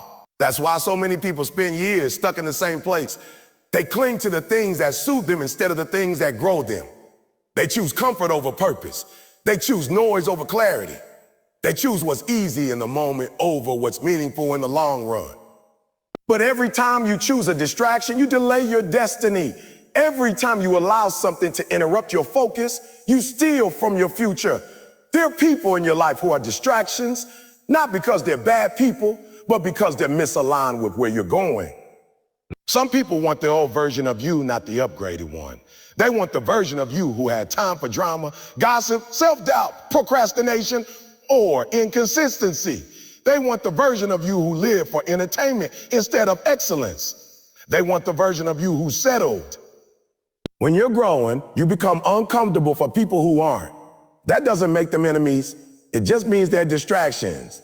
If someone in your circle isn't pushing you forward, challenging you, supporting your growth, or aligning with your mission, then they are quietly pulling you backward, even if their intentions are good. Cutting them off doesn't have to mean conflict. It means creating space for peace, growth, and purpose. Some distractions come from your environment. The places you spend time in can either elevate you or drain you. A cluttered space creates a cluttered mind. A chaotic environment creates chaotic habits. If your surroundings promote laziness, noise, disorder, or temptation, then your environment is working against you. You cannot become disciplined in a space that encourages distraction. You cannot become focused in a space that invites procrastination. That's why successful people intentionally design their environment to support their goals. Clean spaces, intentional routines, limited noise, structured work areas, and boundaries that protect their time. Sometimes your destiny depends on changing the space you're standing in. Then there are the digital distractions, the ones that have become so normal we barely question them.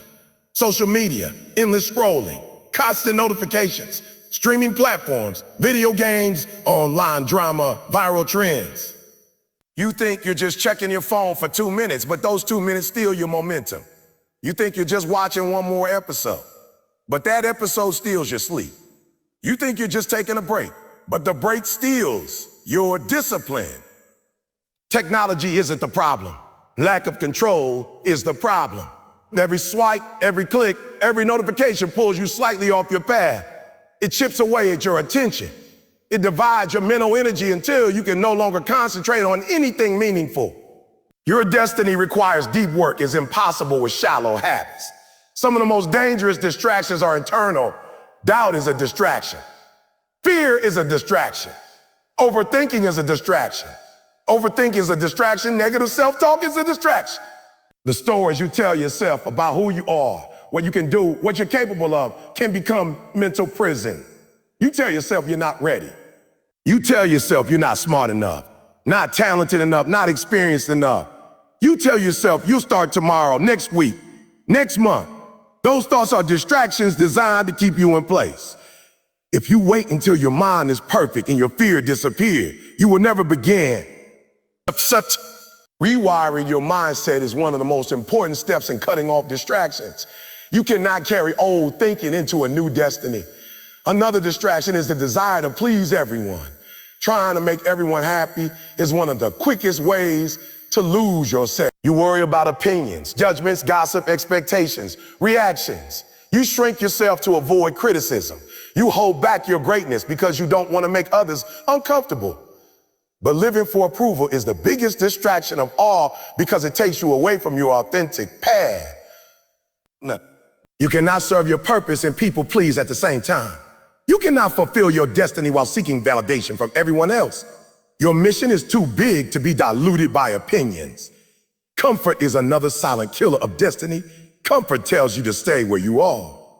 Comfort tells you not to push yourself. Comfort tells you that you're doing enough. But comfort is lying to you. Comfort is the disguise that distraction wears to look harmless. The moment you settle into comfort, your potential begins to shrink. Growth begins where comfort ends. Where comfort ends. If you are constantly seeking ease, relaxation, and pleasure, you will never access your next level. Distractions often feel comfortable. Purpose does not always feel comfortable. That's why most people choose comfort, and in doing so, they choose average. Procrastination is a distraction disguised as patience. You tell yourself you're waiting for the right moment, the right condition, the right mood, the right alignment. But that right moment, he never arrives because the moment was never the issue. It was your willingness to act. Destiny doesn't wait for your comfort. It doesn't wait for your fears to disappear. It doesn't wait for everything to feel perfect. Destiny responds to action, not intention. Every time you delay, you strengthen the habit of hesitation. And hesitation is one of the biggest distractions of all. Opportunities can be distractions too, especially when they pull you away from your primary mission. Not everything good is meant for you. Not every offer, partnership, idea, or connection is aligned with your purpose. Some doors open to distract you from the door you were meant to walk through. Some opportunities look like blessings, but are actually detours. Focus allows you to separate alignment from temptation. When you know where you're going, you stop saying yes to everything. You start saying yes only to what moves you forward. Cutting off distractions is an act of self-respect. It's declaring that your time matters, your energy matters, your dreams matter, your future matters. It's choosing yourself instead of choosing temporary pleasure. It's choosing growth instead of choosing familiarity. It's choosing discipline instead of choosing indulgence. When you cut off distractions, you tell the world and yourself that you take your destiny seriously, that you are no longer available for anything that wastes your time, drains your power, or delays your progress. But cutting off distractions requires courage. It means letting go of things that once felt essential. It means disappointing people who don't understand your mission. It means confronting your own habits, your own thoughts, your own weaknesses. It means breaking patterns that you've lived with for years. Growth is uncomfortable. Discipline is uncomfortable. Boundaries are uncomfortable. And that discomfort is the reason many people stay bound to their distractions. They're afraid of the silence, the stillness, the accountability that come with focus. But think about the cost of staying distracted. Think about the years wasted on things that didn't matter. Think about the energy wasted on people who didn't grow with you. Think about the goals delayed because you kept indulging in comfort. Think about the dreams that faded because you kept saying a later. Distractions don't just steal time. They steal identity. They steal confidence. They steal belief. They steal the version of you that you were meant to become. Imagine what would happen if you decided to truly lock in. Not halfway, not occasionally, not when convenient. Imagine what would happen if you gave your goals the same energy you give your distractions. Imagine what would happen if you protected your time as fiercely as you protect your comfort. Imagine what would happen if you channeled all your attention toward growth, discipline, and purpose. Your life would transform. Your results would multiply. Your confidence would return. Your mindset would sharpen. Your potential would finally wake up. Cutting off distractions isn't an act of deprivation. It's an act of liberation. You're not losing anything. You're reclaiming everything. You're reclaiming your time, your clarity, your ambition, your discipline, your joy, your strength, your identity. You're creating space for the life you want instead of settling for the life you've tolerated. When you cut off distractions, you make room for destiny to unfold. You make room for opportunities that matter. You make room for relationships that support you. You make room for habits that elevate you. You make room for a version of you that's been buried under noise, chaos, and excuses. The moment you cut off distractions, you activate your power. The moment you choose growth over comfort, you become unstoppable. The moment you start guarding your time, your mind, your energy, you start moving toward the future waiting for you. You cannot reach destiny while entertaining distraction. You cannot step into purpose while holding on to what keeps you stagnant. Every level of life demands a different version of you, and that version cannot coexist with the distractions you've been tolerating. If something is costing you your peace, your discipline, your time, your focus, or your future, it's too expensive. Let it go. Your destiny is priceless. Your purpose is precious. Your time is limited. If you want the life you've imagined, you must protect it from anything that threatens it. Cut off every distraction that's costing you your destiny. Your future depends on it. Your consistency is more important than your motivation, because motivation is a feeling, and feelings are unstable, unreliable, unpredictable, and inconsistent. Motivation is powerful, yes, but it behaves like weather, changing by the day, by the hour, sometimes even by the minute. One moment you feel unstoppable, full of energy, excited about your goals, and the next moment life throws stress at you, fatigue hits, doubts creep in, and suddenly your motivation disappears. If your success depends on motivation alone, you will never achieve anything significant because your progress will rise and fall with your emotions. But consistency, true consistency, does not care how you feel. It does not negotiate with your mood. It operates with discipline, not desire. It shows up whether you're inspired or exhausted, whether you're confident or unsure, whether you're excited or bored. Consistency is the engine that keeps moving even when your fuel tank of motivation runs dry. People who rely on motivation start strong but finish weak. They sprint at the beginning but don't last long enough to see results. They are excited on Monday, committed on Tuesday, slowing down by Wednesday, distracted by Thursday, and completely off path by Friday. Their lives become cycles of starting and stopping, rising and falling, promising and breaking promises, trying and quitting. They live in a constant loop of I'll start again tomorrow, or I'll get back on track next week. But tomorrow becomes next week becomes next month, and next month becomes years lost waiting for motivation to return. Motivation is short term. Consistency is long term. Motivation sparks the fire. Consistency keeps it burning. Consistency is what transforms average into exceptional. It's not the intensity of your effort that defines your destiny, but the frequency of your effort. Working hard once, twice, or even for 1 week won't change your life. But working steadily, repeatedly, and deliberately, even at a moderate pace, creates irreversible progress. The small actions you take every day, the habits you build, the routines you repeat, they compound over time. One workout doesn't get you in shape, but doing it every day builds strength. One day of studying doesn't make you knowledgeable, but showing up daily builds mastery. One day of discipline doesn't build character, but repeated discipline builds identity. Consistency compounds in ways you cannot see at first. It grows secretly, quietly, invisibly, until one day your results explode and everyone calls it sudden success, even though you know it wasn't sudden at all. Consistency is more important than motivation because motivation is temporary, but consistency creates momentum. And momentum is one of the most powerful forces in the world. When you are consistent, you build forward motion. You start to see small results. You start to feel subtle progress. You begin to break your old patterns. You become someone who trusts themselves to follow through. That momentum becomes addictive. It pushes you even when you don't feel like being pushed. It carries you even when you're tired. Momentum makes effort feel easier because your habits begin to take over. But momentum cannot exist without consistency. And consistency cannot exist if your behavior changes every time your mood changes. A consistent person is dangerous, not because they are the most talented or intelligent, but because you cannot stop someone who keeps showing up. Consistency beats talent when talent fails to apply itself. Consistency beats intelligence when intelligence becomes lazy. Consistency beats speed when speed burns out. The world is full of gifted people who never succeeded because they worked hard only when they felt motivated.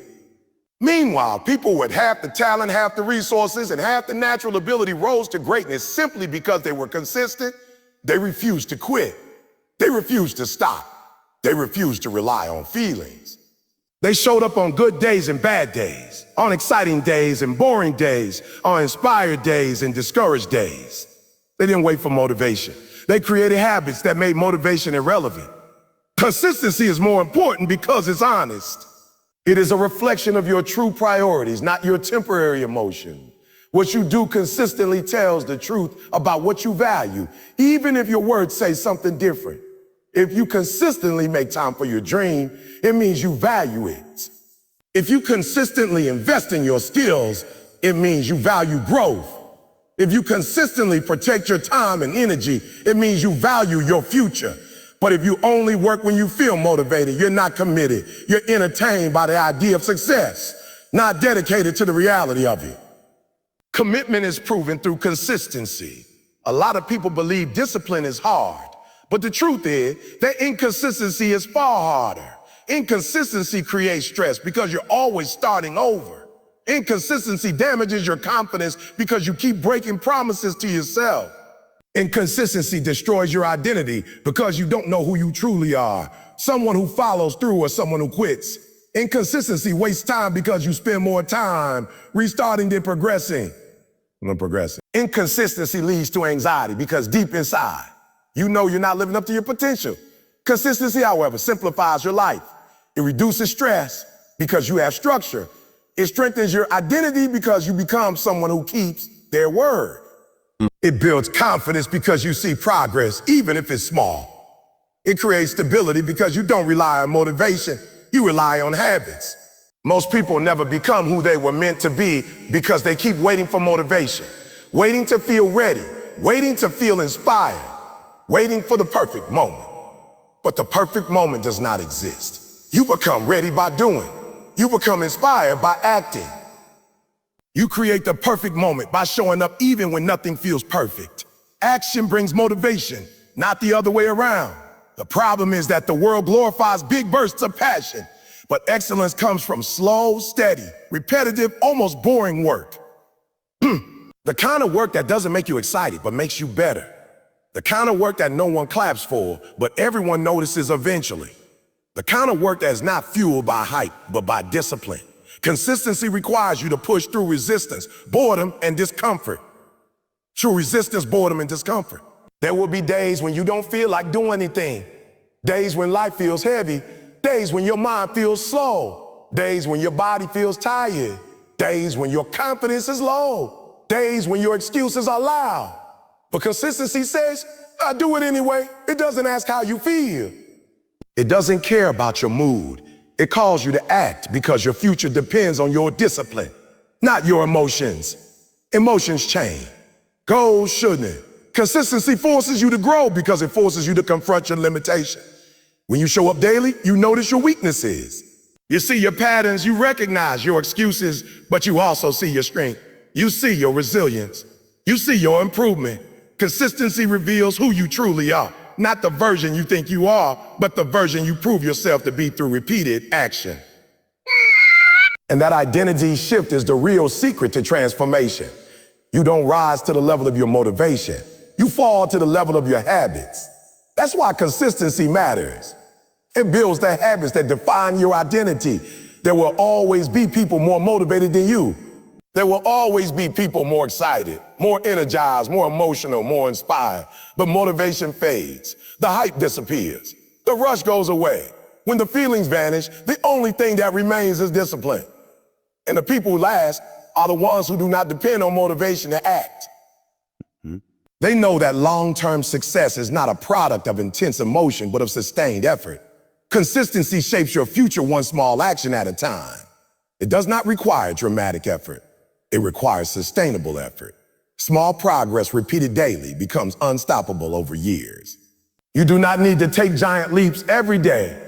Some days you move inches, some days you move feet, some days you move miles. But the key is to move every day, no matter how small the step. Progress is progress. When repeated consistently leads to massive transformation. Consistency also teaches you patience. In a world addicted to instant gratification, patience is a superpower. People want quick results, fast change, overnight success. But real success is built slowly, steadily, patiently. It tests you, it strengthens you, it prepares you. Consistency makes you focus on the process instead of obsessing over the outcome. It teaches you to fall in love with the journey, not the feeling. When you fall in love with the process, you become unstoppable because the process becomes a part of you. You cannot predict success, but you can predict consistency. You cannot control inspiration, but you can control your habits. You cannot control your emotions, but you can control your discipline.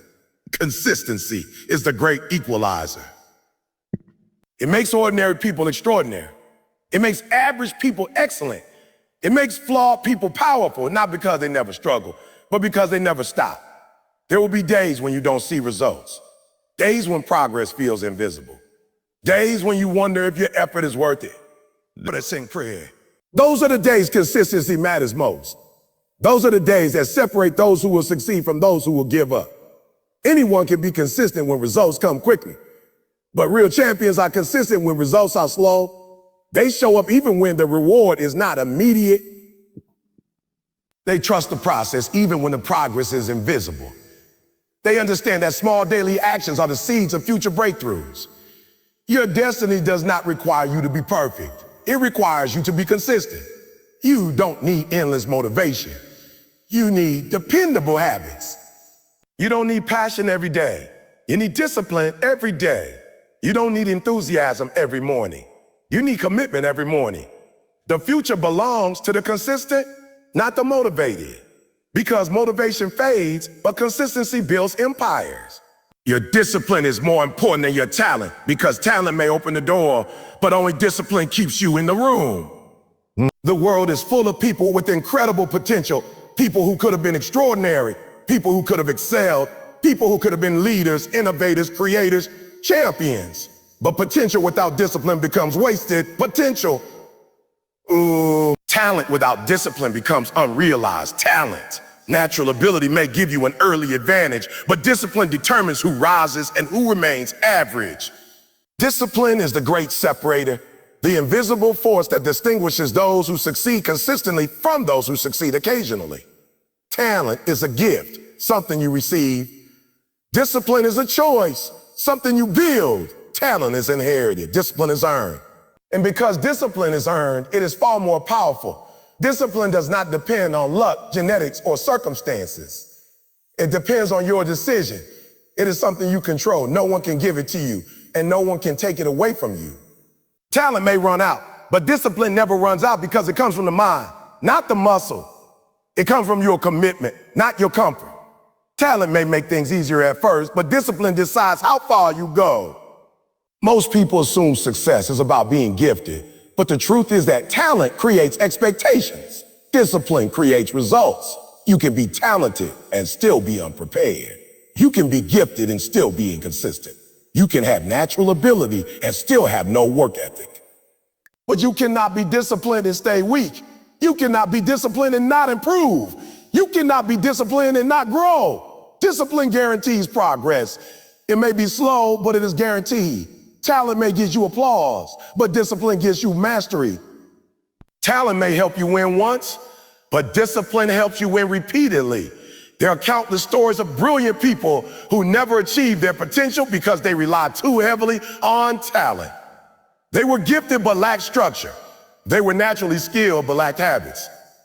They were confident in their ability but careless in their preparation. They may have been the best at 15 or 20 or 25, but life is not a short race. It is a long marathon. And in a marathon, discipline always beats talent. The people who last the longest are not the ones who start the fastest. They are the ones who keep moving, mile after mile, year after year, regardless of how they feel. Discipline sustains you long after excitement disappears. Discipline is more important than talent because discipline builds character. Talent does not shape you, discipline does. When you practice discipline, you learn self-control. You learn patience. You learn sacrifice. You learn responsibility. You learn resilience. These qualities become a part of who you are. They influence how you speak, how you behave, how you make decisions, and how you respond to difficulty. Talent might make you admired, but discipline makes you respected. Talent may impress people, but discipline inspires people. Talent is about what you can do. Discipline is about who you become. Some people believe that discipline is restrictive, but the truth is the opposite. Discipline is freedom. It frees you from chaos, inconsistency, regret, and failure. It gives you control over your life. It helps you create order, stability, and direction. Without discipline, your life becomes unpredictable. You react to everything instead of leading yourself. With discipline, you take ownership of your destiny. You choose your habits. You choose your actions. You choose your growth. Discipline gives you the freedom to become the best version of yourself. Talent makes you comfortable, but discipline makes you uncomfortable, and discomfort is where growth happens. Discipline forces you to do things you don't want to do, things you'd rather avoid, things that feel hard or boring or repetitive. But these are the very things that build excellence. Taking one more step, doing one rep, practicing one more time, studying one more hour. These small disciplined actions create massive change over time. Talent may help you at the start, but discipline shapes your entire journey. The truth is that disciplined people are not stronger, smarter, or more capable. They are simply willing to do what others avoid. They choose long-term gain over short-term pleasure. They choose responsibility over excuses. They choose persistence over quitting. They choose structure over chaos. They choose growth over comfort. These choices compound. They create a lifestyle of winning, not just moments of winning. And that lifestyle becomes a powerful force that talent alone cannot replicate. Discipline makes your effort reliable. Talent makes your effort inconsistent. A talented person may produce brilliance one day and nothing the next. But a disciplined person produces progress every day. It may not always be glamorous or exciting, but it is steady. And steady progress outperforms occasional brilliance. If you practice a skill daily, even at a basic level, you will surpass the naturally talented person who practices only when they feel motivated. This truth applies to every domain: sports, business, education, relationships, creativity, leadership, and self-development. Discipline is the universal key that unlocks every door. Discipline gives you an advantage that talent cannot. Talent can create arrogance, the belief that natural ability is enough. Arrogance leads to comfort. Comfort leads to stagnation, leads to decline. Discipline, however, creates humility. It reminds you that success must be earned daily. It keeps you hungry, focused, committed. It keeps you improving even when you are already good. It keeps you learning even when you know a lot. It keeps you working even when you feel like you've done enough. Discipline never lets you settle. And because you never settle, you constantly grow. Discipline protects your talent. It preserves it, strengthens it, multiplies it. Talent without discipline fades, but talent with discipline becomes unstoppable. When you combine the two, you become dangerous, someone who has natural ability and the work ethic to use it fully. But even if you have little or no natural talent, Discipline alone can elevate you to extraordinary levels. Hard work beats talent when talent fails to work hard, but hard work also beats no talent when no talent decides to work anyway. Many of the most successful people in history were not the most talented. They were the most disciplined. They were the most disciplined. They outworked, outpracticed, outlearned, and outfocused everyone around them. Discipline is powerful because it creates predictability. You can depend on disciplined people. You can trust their effort. You can count on their consistency. They don't rely on mood or chance or inspiration. They create systems. They create habits. They build routines. They don't wait for the perfect moment. They create progress through deliberate action. Predictability may sound boring, but it is one of the most valuable qualities in life. Creates stability. It creates reliability. It creates success that you can repeat and sustain, not just experience randomly. Discipline also builds confidence. True confidence does not come from feeling talented or gifted. True confidence comes from knowing you did the work. It comes from knowing you prepared, practiced, and pushed yourself. It comes from knowing you earned your progress. When you are disciplined, you don't fear competition because you know you outworked your old self. You don't fear judgment because you know you have put in the effort. You don't fear challenges because you trust your training. Discipline makes you grounded, steady, unshaken. It gives you inner strength that talent alone cannot give. But discipline requires sacrifice. It requires you to give up excuses, distractions, laziness, and comfort. It requires you to say no to things that feel good now so you can say yes to things that feel incredible later. It requires you to prioritize what matters over what tempts. It requires you to honor your future self, not just your present desire. These sacrifices are uncomfortable, but they are temporary. The rewards of discipline last far longer. The pain of discipline weighs ounces. The pain of regret weighs tons. You either suffer the pain of discipline now or the pain of disappointment later. There is no avoiding sacrifice. You only choose what kind of sacrifice you want. Discipline sharpens your focus. In a world full of noise, distractions, and temptations, discipline keeps your mind clear. It protects your attention from being scattered. It protects your energy from being wasted. It protects your priorities from being forgotten. Talent may shine a spotlight on you, but discipline keeps you focused on the work, not the attention. It prevents you from getting lost in comparison or competition. It keeps your eyes on your lane. It keeps you grounded in your mission. There will be days when discipline feels heavy. Days when you don't want to show up. Days when everything feels slow, difficult, or pointless.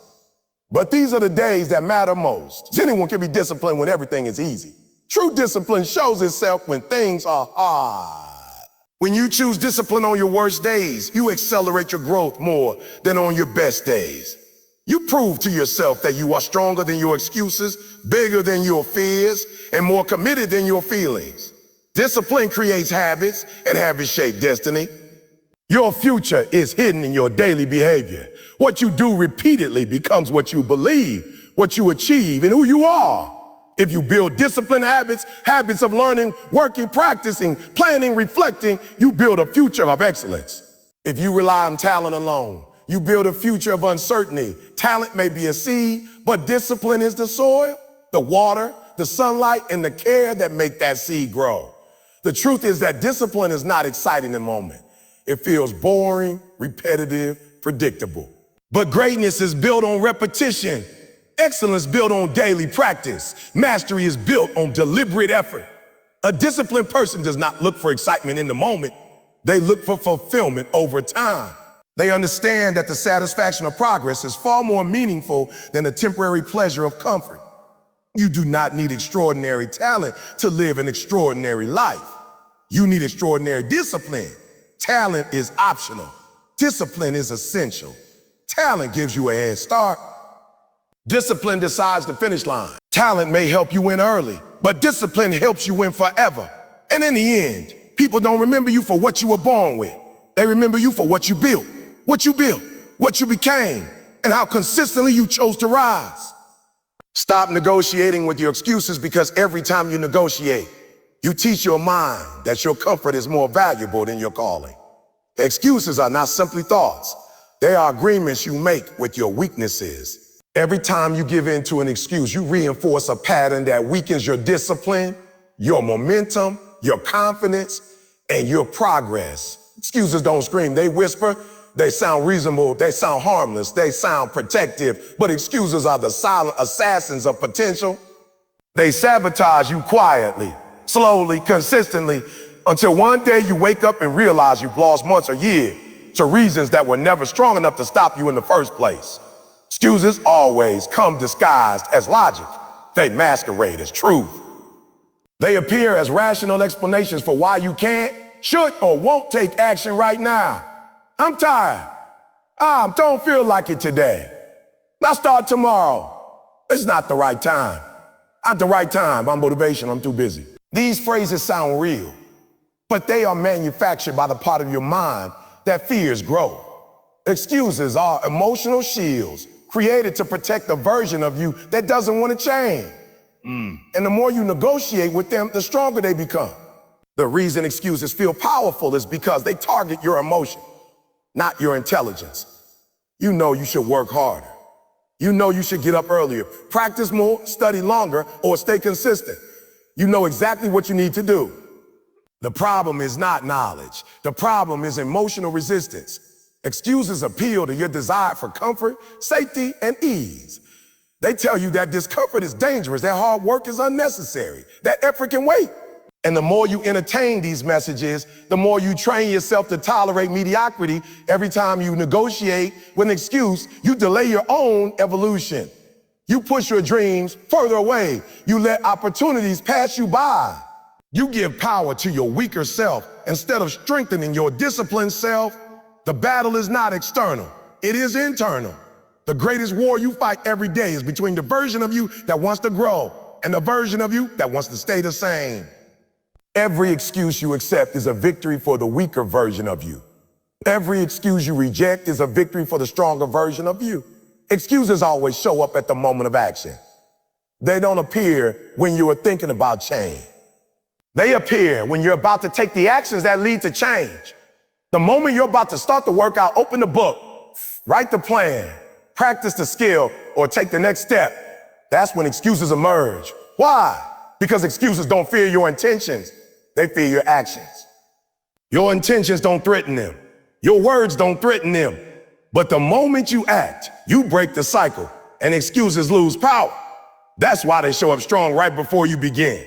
That's when you must be stronger. Excuses survive because you allow them space to negotiate. You argue with yourself. You rationalize why it's okay to quit, delay, or slow down. The more time you give excuses, the more convincing they become.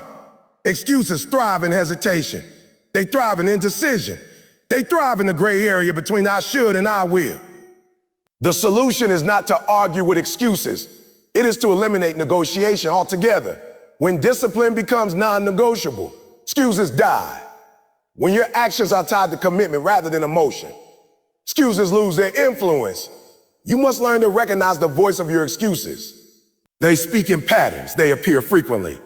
They repeat the same messages every day. You know your excuses well. They're familiar to you. They say the same things each time you want to grow. If you pay attention, you'll realize that your excuses have been telling you the same story for years. And if you listen to them now, 5 years from today, they'll be telling you the same story again. Nothing changes when excuses are in control. Your goals don't change. Your dreams don't change. Only your time changes and it disappears. Excuses are addictive. The more you rely on them, the easier it becomes to use them. You create a cycle of avoidance. You hide behind reasons instead of results. You protect your comfort instead of your growth. You stay stuck without even realizing it. But the moment you break the habit by refusing to negotiate with your excuses, you begin to feel a shift. You reclaim control over your choices. You reclaim control over your habits. You reclaim control over your future. Excuses are not removed by motivation. They are removed by self-control. Motivation can move you for a moment, but discipline moves you for a lifetime. When you rely on motivation, you only take action when you feel inspired. When you rely on discipline, you take action even when you feel nothing. Excuses thrive when you depend on motivation because motivation is inconsistent. Some days you have it. Some days you don't. Excuses wait for the days you don't. Discipline is consistent. It's a habit, a lifestyle, a commitment. It does not depend on mood. It does not negotiate with feelings. It does not wait for inspiration. And that's why discipline destroys excuses. You must understand, excuses are always convenient. They will always point you toward the easy route. But the easy route never leads anywhere meaningful. Nothing extraordinary is built from ease. Growth is uncomfortable. Progress is uncomfortable. Transformation is uncomfortable. The moment you stop negotiating with excuses, you embrace the discomfort that forges greatness. You begin to realize that discomfort is not your enemy. It is your mentor. It is proof that you are doing the work your future requires. Excuses often disguise themselves as self-care. They whisper, you deserve rest, when what you actually deserve is progress. They say, don't push too hard when you're barely pushing at all. They say, take it easy, when ease has already taken too much from you. True self-care is doing what strengthens you, not what weakens you. True self-care is choosing habits that build your future, not habits that comfort the old version of you. And when you stop negotiating with excuses, you begin to care for yourself at a higher level because you stop allowing temporary feelings to sabotage long-term growth. There are excuses rooted in fear, fear of failure, fear of judgment, fear of discomfort, fear of change. Fear tells you it's safer to do nothing. It tells you it's better to stay where you are. It tries to convince you that trying and failing is worse than not trying at all. But fear is a liar. The only real failure is refusing to try. The only real loss is the potential you never explored. Every time you let fear form excuses when you shrink yourself, you shrink your dreams, you shrink your confidence. When you reject those excuses, you expand. You expand your courage. You expand your identity. You expand your power. There are excuses rooted in past experiences. You look at the mistakes you made before and use them as justification for hesitating now. You say, I tried once and it didn't work. I failed before. I'm not good at this. But your past is not a prison unless you keep locking yourself inside it. Just because something didn't work then doesn't mean it can't work now. You have grown. You have learned. You have evolved. The version of you today is not the version that failed before. And the more you negotiate with excuses anchored in the past, the more you remain trapped by a story that no longer represents you. There are excuses rooted in comparison. You look at others who seem further ahead, more talented, more experienced, and you convince yourself that starting is pointless. But comparison is another form of negotiation. You say, oh, why bother? And your excuses answer, you're right. But comparison has never created success. It has only created paralysis. The only person you need to compete with is the version of you that keeps making excuses. If you beat that version of you every day, you will win every battle that matters. Excuses weaken your identity. They create a version of you who says, I can. I'm not ready. It's too hard, or maybe later. When you repeat these messages enough, they become beliefs. Beliefs become behaviors. Behaviors become habits. Habits become character. And character becomes destiny. If you negotiate with excuses long enough, you hardwire yourself into someone who avoids pressure, avoids challenge, avoids responsibility. But when you stop negotiating, you hardwire yourself into someone unstoppable. The key to eliminating excuses is clarity. When you are crystal clear about your goals, your standards, your expectations, and your reason, excuses lose their power. When you know why you're doing something, you don't negotiate with whether you feel like doing it. You focus on the purpose behind the action. Clarity creates commitment. Commitment eliminates negotiation. And without negotiation, excuses die in silence. Another key is building a non-negotiable identity. You must become the type of person who sees discipline as part of who you are, not something you do occasionally. When something becomes part of your identity, it becomes automatic. A fit person doesn't negotiate about exercising. A disciplined person doesn't negotiate about showing up. A committed person doesn't negotiate about goals. Identity drives behavior. And if you want different behavior, you must adopt a stronger identity. To stop negotiating with your excuses, you must learn to take the first step immediately. Don't think, don't analyze, don't debate. Don't wait for motivation. Move. Action cuts through excuses like a knife. It interrupts the cycle of hesitation. It replaces fear with forward motion. It shifts your energy. Excuses only exist in inaction. The moment you move, excuses lose oxygen. That is why the habit of a start immediately is one of the most powerful habits you can build for your future. When you stop negotiating with excuses, you start negotiating with excellence. You begin to ask more of yourself. You begin to raise your standards. You begin to demand consistency, effort, precision, integrity, and follow through. Excuses lower your standards, but rejection of excuses elevates them. And the life you build will always rise or fall to the level of your standards. Every time you choose action over excuses, you strengthen your mind. You strengthen your willpower. You strengthen your belief in yourself. You start to trust yourself. You start to see progress. You start to feel momentum. You start to transform. And transformation becomes addictive. The more you grow, the more you want to grow. The more disciplined you become. The more discipline you crave. The more excuses you reject. The more powerful you feel. This is how you break cycles. This is how you rewrite your future. This is how you step into the person you are always capable of becoming, not by waiting, not by hesitating, not by negotiating with excuses, but by taking control of your mind and building a life defined by action, not avoidance. You have to want it more than you want to breathe, because anything less than an obsession will not survive the pressure. Setbacks and sacrifices required to reach greatness. When you set a goal, when you truly decide to change your life, the universe doesn't ask you politely how committed you are. It tests you. It throws challenges your way. It presents obstacles that will expose whether you're interested or whether you're obsessed. Interested people show up sometimes. Obsessed people show up always. Interested people work when it's convenient. Obsessed people work when it's uncomfortable. Interested people stop when it gets hard. Obsessed people push harder. When you want something as badly as you want air, you stop asking, what if I fail? And start asking, what must I do to succeed? Most people never reach their potential because they want their dreams, but they also want their excuses. They want success, but they also want comfort. They want progress, but they also want approval.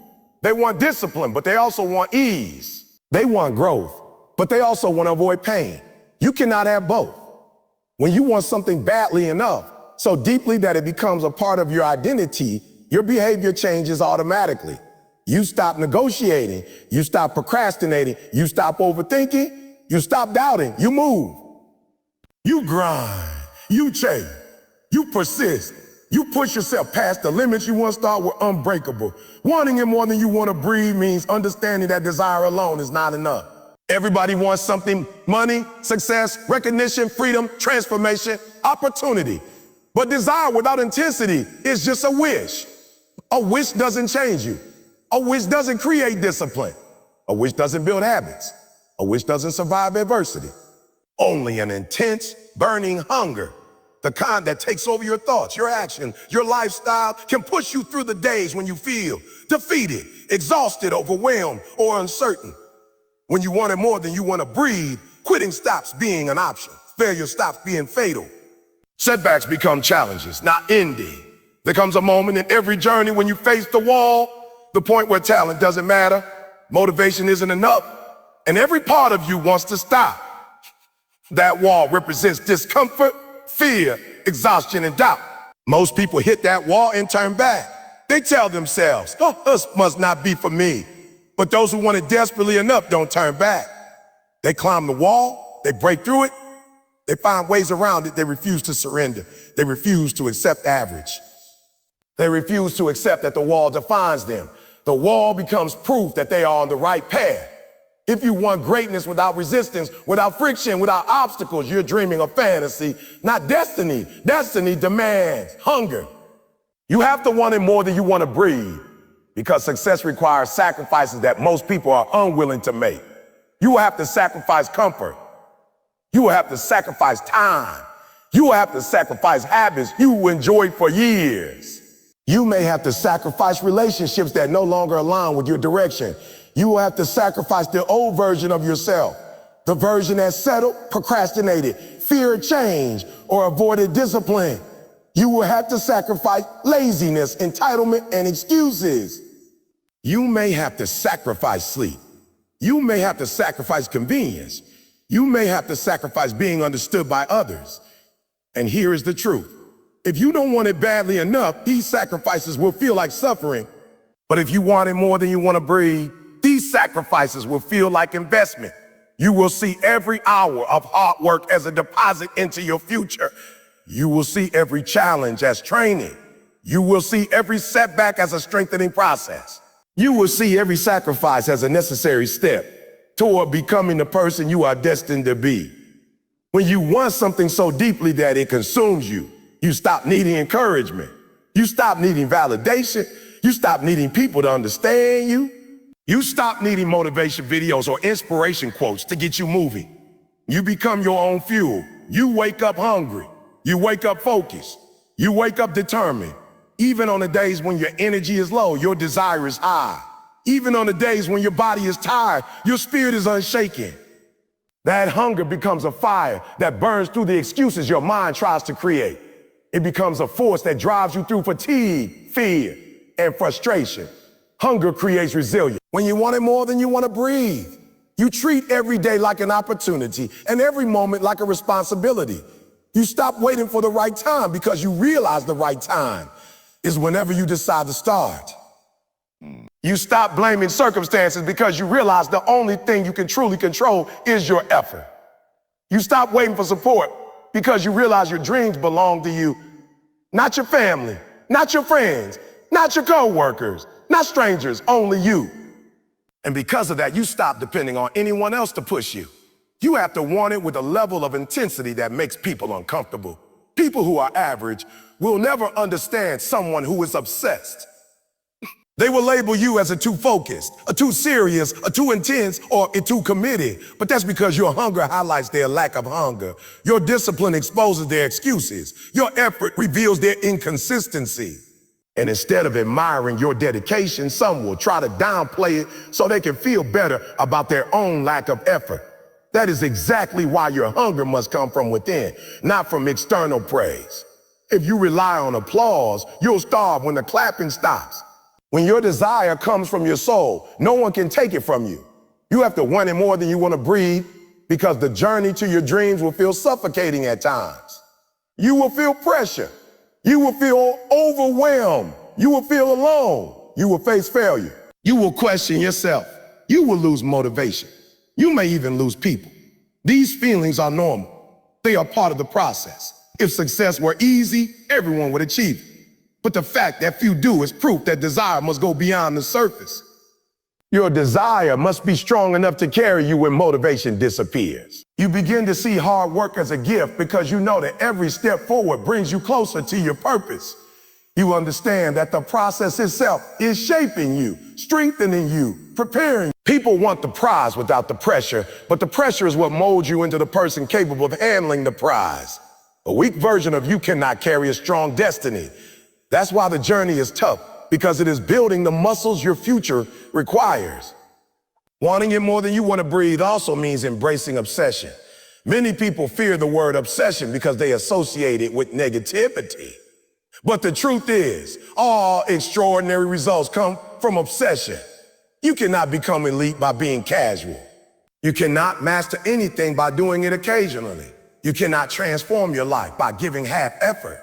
Every great athlete, every great entrepreneur, every great creator, every great leader was obsessed with their craft. They thought about it constantly. They worked on it daily. They lived it, breathed it, sacrificed for it. Obsession is not unhealthy when it's directed toward purpose. Obsession is the birthplace of mastery. The challenge is that most people underestimate what it takes to achieve something meaningful. They think passion is enough. They think excitement is enough. They think dreaming is enough. But when the excitement fades, when the passion dips, when the dream feels distant, they stop, they pull back, they slow down. That is why so many never reach the heights they imagine. They mistook excitement for hunger. But hunger is deeper. Hunger lasts. Hunger persists. Hunger survives storms. You have to want it more than you want to breathe because your biggest competition is not someone else. It's your own limitation. It's your laziness. It's your fear. It's your doubt. It's your procrastination. It's your old habits. It's your comfort zone. It's the voice inside you that keeps saying it's okay to take it easy today. When you want something with all your heart, you overpower that voice. You rewrite your programming. You transform your identity from someone who dreams into someone who executes. This level of desire forces you to stop living life casually. It forces you to take ownership, to take yourself seriously, to take your goals personally, to stop living life on autopilot, to stop floating through days, to stop wasting time, to stop settling for average. You begin to live with intensity, urgency, and purpose. You begin to understand that every hour matters, every choice matters, every habit matters. Wanting it more than you want to breathe creates a heightened awareness of your potential, You start holding yourself to a higher standard, not because someone else told you to, but because your hunger demands it. When you want it badly enough, you become relentless.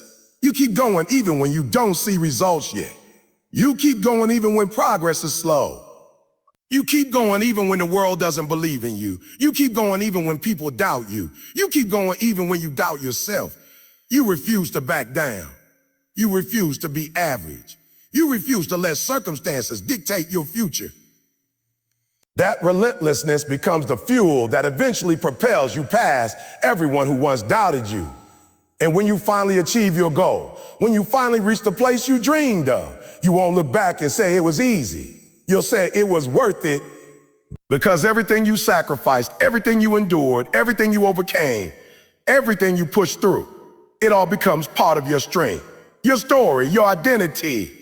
Wanting it more than you want to breathe is not just about achieving something. It's about becoming someone. Discipline is the quiet engine behind every success story. The force that begins shaping your life long before you ever see results, long before anyone claps for you, long before anyone believes in you. Most people think success begins with motivation, with excitement, with fire in your chest. But the truth is, motivation is the spark, discipline is the fuel, and momentum is the vehicle that carries you to where you want to go.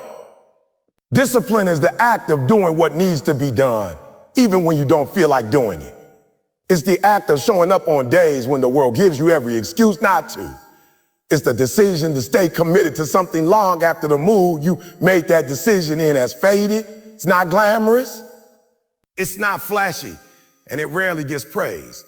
But it is the one thing that separates people who talk about greatness from the ones who live it. When you wake up early to train, when you sit down to study, when you build your business after work, when you put in the reps that nobody sees, you are building something deep inside you that cannot be faked.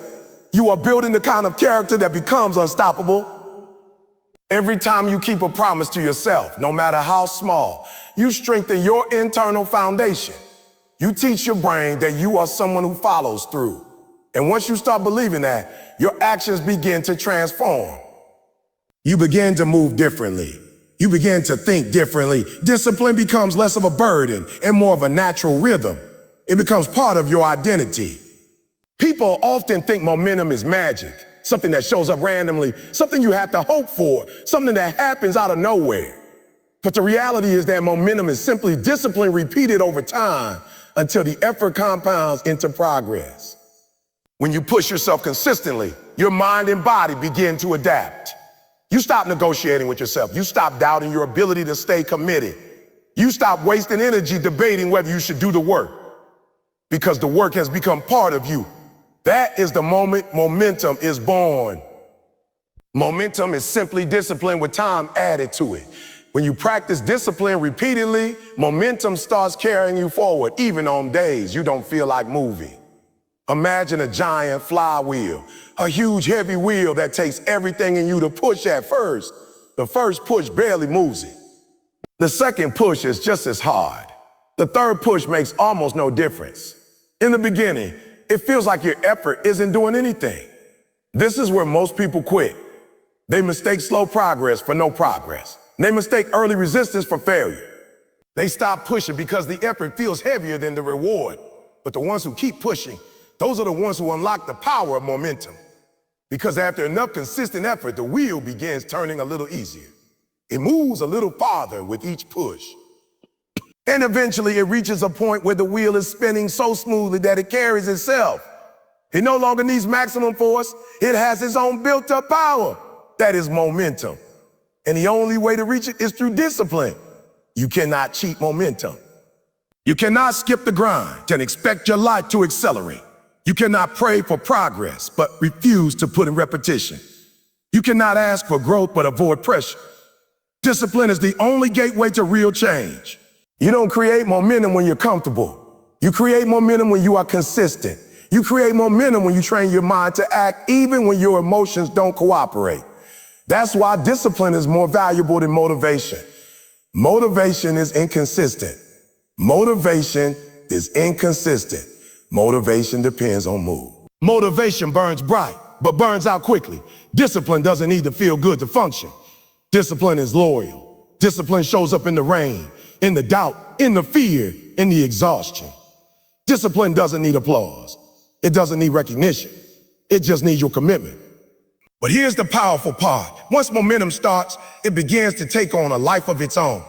The same tasks that once felt impossible start to feel natural. What used to take everything in you suddenly becomes easy. Wake up early, natural. Work on your craft, normal. Study and hustle, expected. You stop having to force yourself because momentum starts pulling you forward. It becomes harder to stop than it is to continue. That's when you know you've crossed into a new level of self-mastery. That's when the game changes. Momentum is the hidden advantage of all high performers. They aren't always more skilled. They aren't always more talented, but they move with a rhythm and force that others don't. They built their momentum through countless hours of discipline. And because of that, they are able to achieve in months what others struggle with for years. Momentum turns small actions into big results. It turns ordinary days into extraordinary progress. It turns repetition into transformation. Think about the people you admire. They're athletes, entrepreneurs, creatives. They don't wake up every day thrilled to work. They don't feel motivated every moment. They simply build enough discipline to create momentum, and now momentum produces results. It pushes them further. It carries them through doubt. It protects them from procrastination, from hesitation, from fear. Momentum becomes their shield and their engine. Once you experience it, you never want to go back to living without it. This is why discipline must become your number one priority. When you commit to discipline, you commit to unlocking a force in your life that can change everything. Discipline creates patterns, and patterns create progress. If you show up daily, even with small steps, those steps accumulate into something massive. People overestimate what they can do in one day, but underestimate what they can do every day for a year. Once momentum begins to build, that year of effort can take you further than you ever imagined. The beautiful part about discipline is that you don't have to start big. You can start small. You can start with one commitment, one action, one change. You can start with 10 minutes a day. You can start with making your bed, reading 5 pages, doing 10 push-ups, writing for 15 minutes. Those small actions signal to your brain that movement has begun. And movement leads to more movement. Success doesn't require perfection. It requires persistence. It requires consistency. It requires the willingness to keep going on the days your mind tries to convince you it's not worth it. And here's the truth most people don't want to hear. Your lack of momentum right now is not because life is unfair, or because you don't have opportunities, or because you're unlucky. It's because you haven't been consistent long enough to let momentum kick in. You keep starting and stopping. You keep quitting too early. You keep resetting the flywheel before it ever gets spinning. Every time you break your discipline, you break your momentum. And every time you break momentum, you go back to square one, back to pushing with maximum effort for minimal movement. You must protect your momentum like your life depends on it. Because in many ways it does. Your momentum determines the direction of your life. If you allow negative habits to stack up, they create negative momentum. Laziness creates its own momentum. Procrastination creates its own momentum. Procrastination creates its own momentum. Doubt and fear create their own momentum. Every action compounds, whether positive or negative. Discipline is the tool that breaks negative cycles and builds positive ones. Discipline is how you interrupt patterns that are holding you back. Discipline is how you rewrite your story, your story. There is a version of you waiting on the other side of discipline. A version that is stronger, sharper, more focused, more confident, more resilient. A version of you who looks back and says, I'm proud of the choices I made. I'm proud of the work I put in. I'm proud of the person I became. But you cannot meet that version of yourself while staying committed to comfort. You cannot meet that version while skipping the grind. You cannot meet that version while doing only what's easy. You meet that version through discipline, and you meet them through momentum. When you understand the power of momentum, you start treating every action like an investment. You stop skipping days. You stop guessing. You stop relying on emotions. You start relying on system. You start relying on habits. You start building routines that move your life forward automatically. You start doing the things that future you will thank you for. Momentum makes success predictable, not accidental. And the truth is, discipline isn't something you're born with. It's something you build, it's a skill, it's trainable, it's learnable. You don't need special genetics or a special background. You just need the willingness to do what most people won't. You need the courage to start. You need the resilience to continue. You need the patience to wait for the wheel to turn. The moment discipline becomes a lifestyle instead of a chore, momentum becomes your ally instead of your struggle. And once momentum is on your side, results will follow. Not maybe, not someday. Not if you're lucky, they will follow because they must. Momentum makes results inevitable. That's the cycle. Discipline creates momentum, and momentum creates results. If you want different results, you don't start with the results. You start with the results, you start with discipline. The results are simply the echo of the habits you repeat. The results are the reflection of the pressure you apply. The results are the outcome of the momentum you built over time. So keep showing up, keep showing up, keep pushing, keep building. And remember that every disciplined action is casting a vote for the life you want to live. Every repetition is adding weight to your future. Every day you choose discipline is a day your momentum grows stronger. When you finally feel that momentum kicking in, when you wake up excited, when the work feels lighter, when your confidence builds, when progress becomes visible, that's when you realize it was worth every second of discipline it took to get there. That's when you understand that the struggle was not punishment, it was preparation. The discipline you practiced was the price you paid for the power you earned. The momentum you gained is now the force pushing you toward your destiny. Your future is not waiting on luck, circumstances, or some miracle to show up in your life. Your future is waiting on you. Not the you that's tired, not the you that keeps putting things off, not the you that keeps repeating old habits, but the stronger version of you.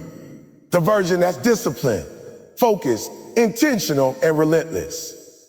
The version of you that wakes up hungry. The version of you that doesn't settle. The version of you that understands that greatness requires sacrifice, pressure, and growth. Your future is already designed, but it cannot be unlocked by the person you are right now if you are living beneath your potential. It requires someone bigger, someone more dedicated, someone sharper, someone wiser. It requires a stronger you. Every time you hesitate, every time you choose comfort over purpose, every time you settle for good instead of pushing for great, you delay the life that was meant for you. There is a gap between the life you have and the life you want, and that gap can only be crossed by a version of you that's willing to grow, evolve, and step into discomfort. Nothing changes until you change. Nothing improves until you improve. Nothing grows until you grow. Nothing grows until you grow. Your future cannot be built with the same mindset that created your past. If you want new outcomes, you need a new identity. The weaker version of you, the one that quits early, the one that gets distracted, the one that listens to doubt, is not capable of holding the blessings, responsibility, and opportunities that are coming your way. That version of you won't survive the weight of success. That version of you won't endure the pressure that comes with elevation. You must build the strength now before the opportunity arrives. Success is not something you rise to. It is something you prepare for. It is something you become. You do not get what you want. You get who you are. Well, think about the goals that keep you up at night, the dreams that tug at your heart, the vision you've carried for years. Those dreams were given to you for a reason. But dreams don't come true for the version of you that stays the same. Dreams come true for the version of you that grows into them. And growth is never comfortable. Growth demands honesty. Growth demands discipline. Growth demands that you confront your weaknesses instead of hiding from them. If you want a stronger future, you cannot continue to live with weaker habits. Strength is built in the moments people don't see, the early mornings, the late nights, the quiet hours of practice, the painful self-reflection, the uncomfortable decisions. Strength is built when you hold yourself accountable. Strength is built when you show up consistently. Strength is built when you push past what you once believed was your limit. If you do not build that strength now, you will look back one day wishing you had become the person your future needed. Every great person you admire had to grow into greatness. They were not born disciplined. They were not born resilient. They were not born confident. They built those qualities through repetition, pressure, and persistence. They made decisions that aligned with who they wanted to become, not who they were. That's what separates those who accomplish their goals from those who only talk about them. The stronger version of you is shaped by thousands of tiny choices. Every time you choose discipline over convenience, you are building that person. Every time you choose learning over distraction, you are building that person. Every time you choose courage over fear, you are building that person. There is a price for every dream. Some people see the price and turn away. Others see the price and rise to meet it. The stronger version of you doesn't run from the bill. They pay it with effort, consistency, and sacrifice. If your future requires you to be mentally tougher, emotionally stronger, physically healthier, spiritually grounded, or more disciplined, then you must begin that work now. The future cannot meet you halfway. You must move toward it with intention.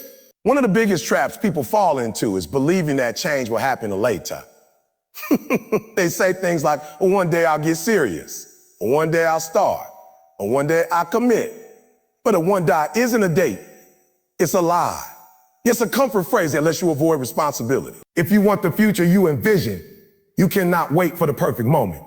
You must begin the transformation now, before you feel ready, before you feel confident, before you feel capable.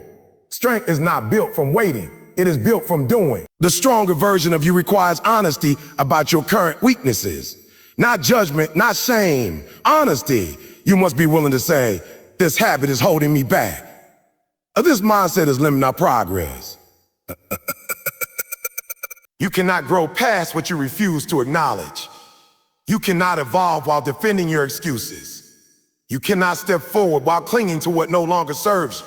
Strength comes from facing your flaws with courage, not running from them. Your future needs a version of you who can handle pressure without breaking. Pressure is not the enemy. Pressure is the sculptor. Pressure exposes cracks so you can repair them. Pressure reveals weakness so you can strengthen it. Pressure forces you to adapt, elevate, and expand. Without pressure, there's no growth. Without growth, there's no transformation. And without transformation, your future remains out of reach. You must also build emotional strength. The kind that protects your peace, keeps you grounded, and helps you stay focused even when life throws chaos your way. Emotional strength means learning to respond instead of react, to think instead of panic, to breathe instead of break. It means understanding that every setback is an opportunity for evolution. It means choosing growth over victimhood. The stronger version of you doesn't crumble at adversity. They rise through it. Mental strength is another key. Your future requires clearer thinking, sharper focus, and a mindset that refuses to quit. Mental strength is built through challenges, through repetition, through pushing your mind past its comfort zone. When you read, when you study, when you practice deep focus, when you tackle difficult problems, you are building mental muscles. And just like physical muscles, they grow when challenged. Physical strength also matters, not because you must become an athlete, but because your body is the vehicle that carries your dreams. A tired, sluggish, unhealthy body will slow down your momentum. A strong, energized, healthy body will elevate your potential. You don't need perfection, you need effort. You need habits that support the future you want to build. When you take care of your body, you honor your purpose. Then there is spiritual strength, the part of you that connects to something greater, that guides your decisions, that reminds you of your purpose.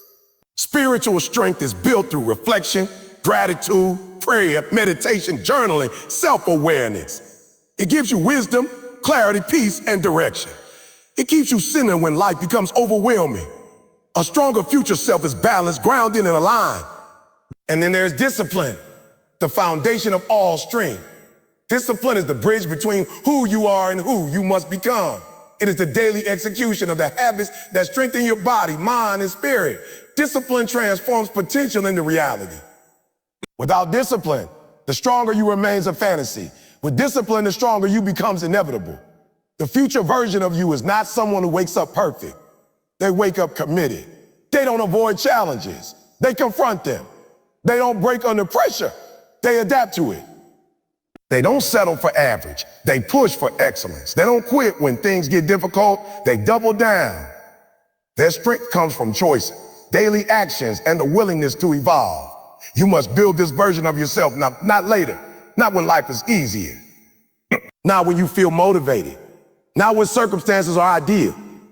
The transformation begins now in the middle of uncertainty, in the middle of excuses, in the middle of excuses, in the middle of doubt. Because strength is not forged in perfect conditions, it's forged in challenge. You build a stronger version of you by choosing growth today and tomorrow and every day after. And when that version of you finally emerges, when you start moving with confidence, when you stand firm and disciplined, when your habits align with your purpose, when your mindset sharpens, when your resilience strengthens, you will realize that the future you dreamed of was never impossible. It was simply waiting on you to grow into the person capable of holding. Every single day of your life, you cast a vote, not with a ballot, not with your words, but with your action. Every choice you make, every habit you repeat, every decision you commit to is a vote for the type of person you are becoming. Most people do not realize how powerful their daily actions are. They think transformation happens in big dramatic moments, with huge life changes or massive breakthroughs. But the truth is far simpler and far more uncomfortable. Your life is shaped by the small, ordinary, unnoticed decisions you make every day. You are not defined by what you wish for. You are defined by what you do consistently. Every morning, from the moment you open your eyes, you are already shaping your identity. If you choose discipline, if you choose effort, if you choose focus, you are voting for the strongest, most capable version of yourself. If you choose excuses, procrastination, or comfort, you are voting for the weakest version of yourself.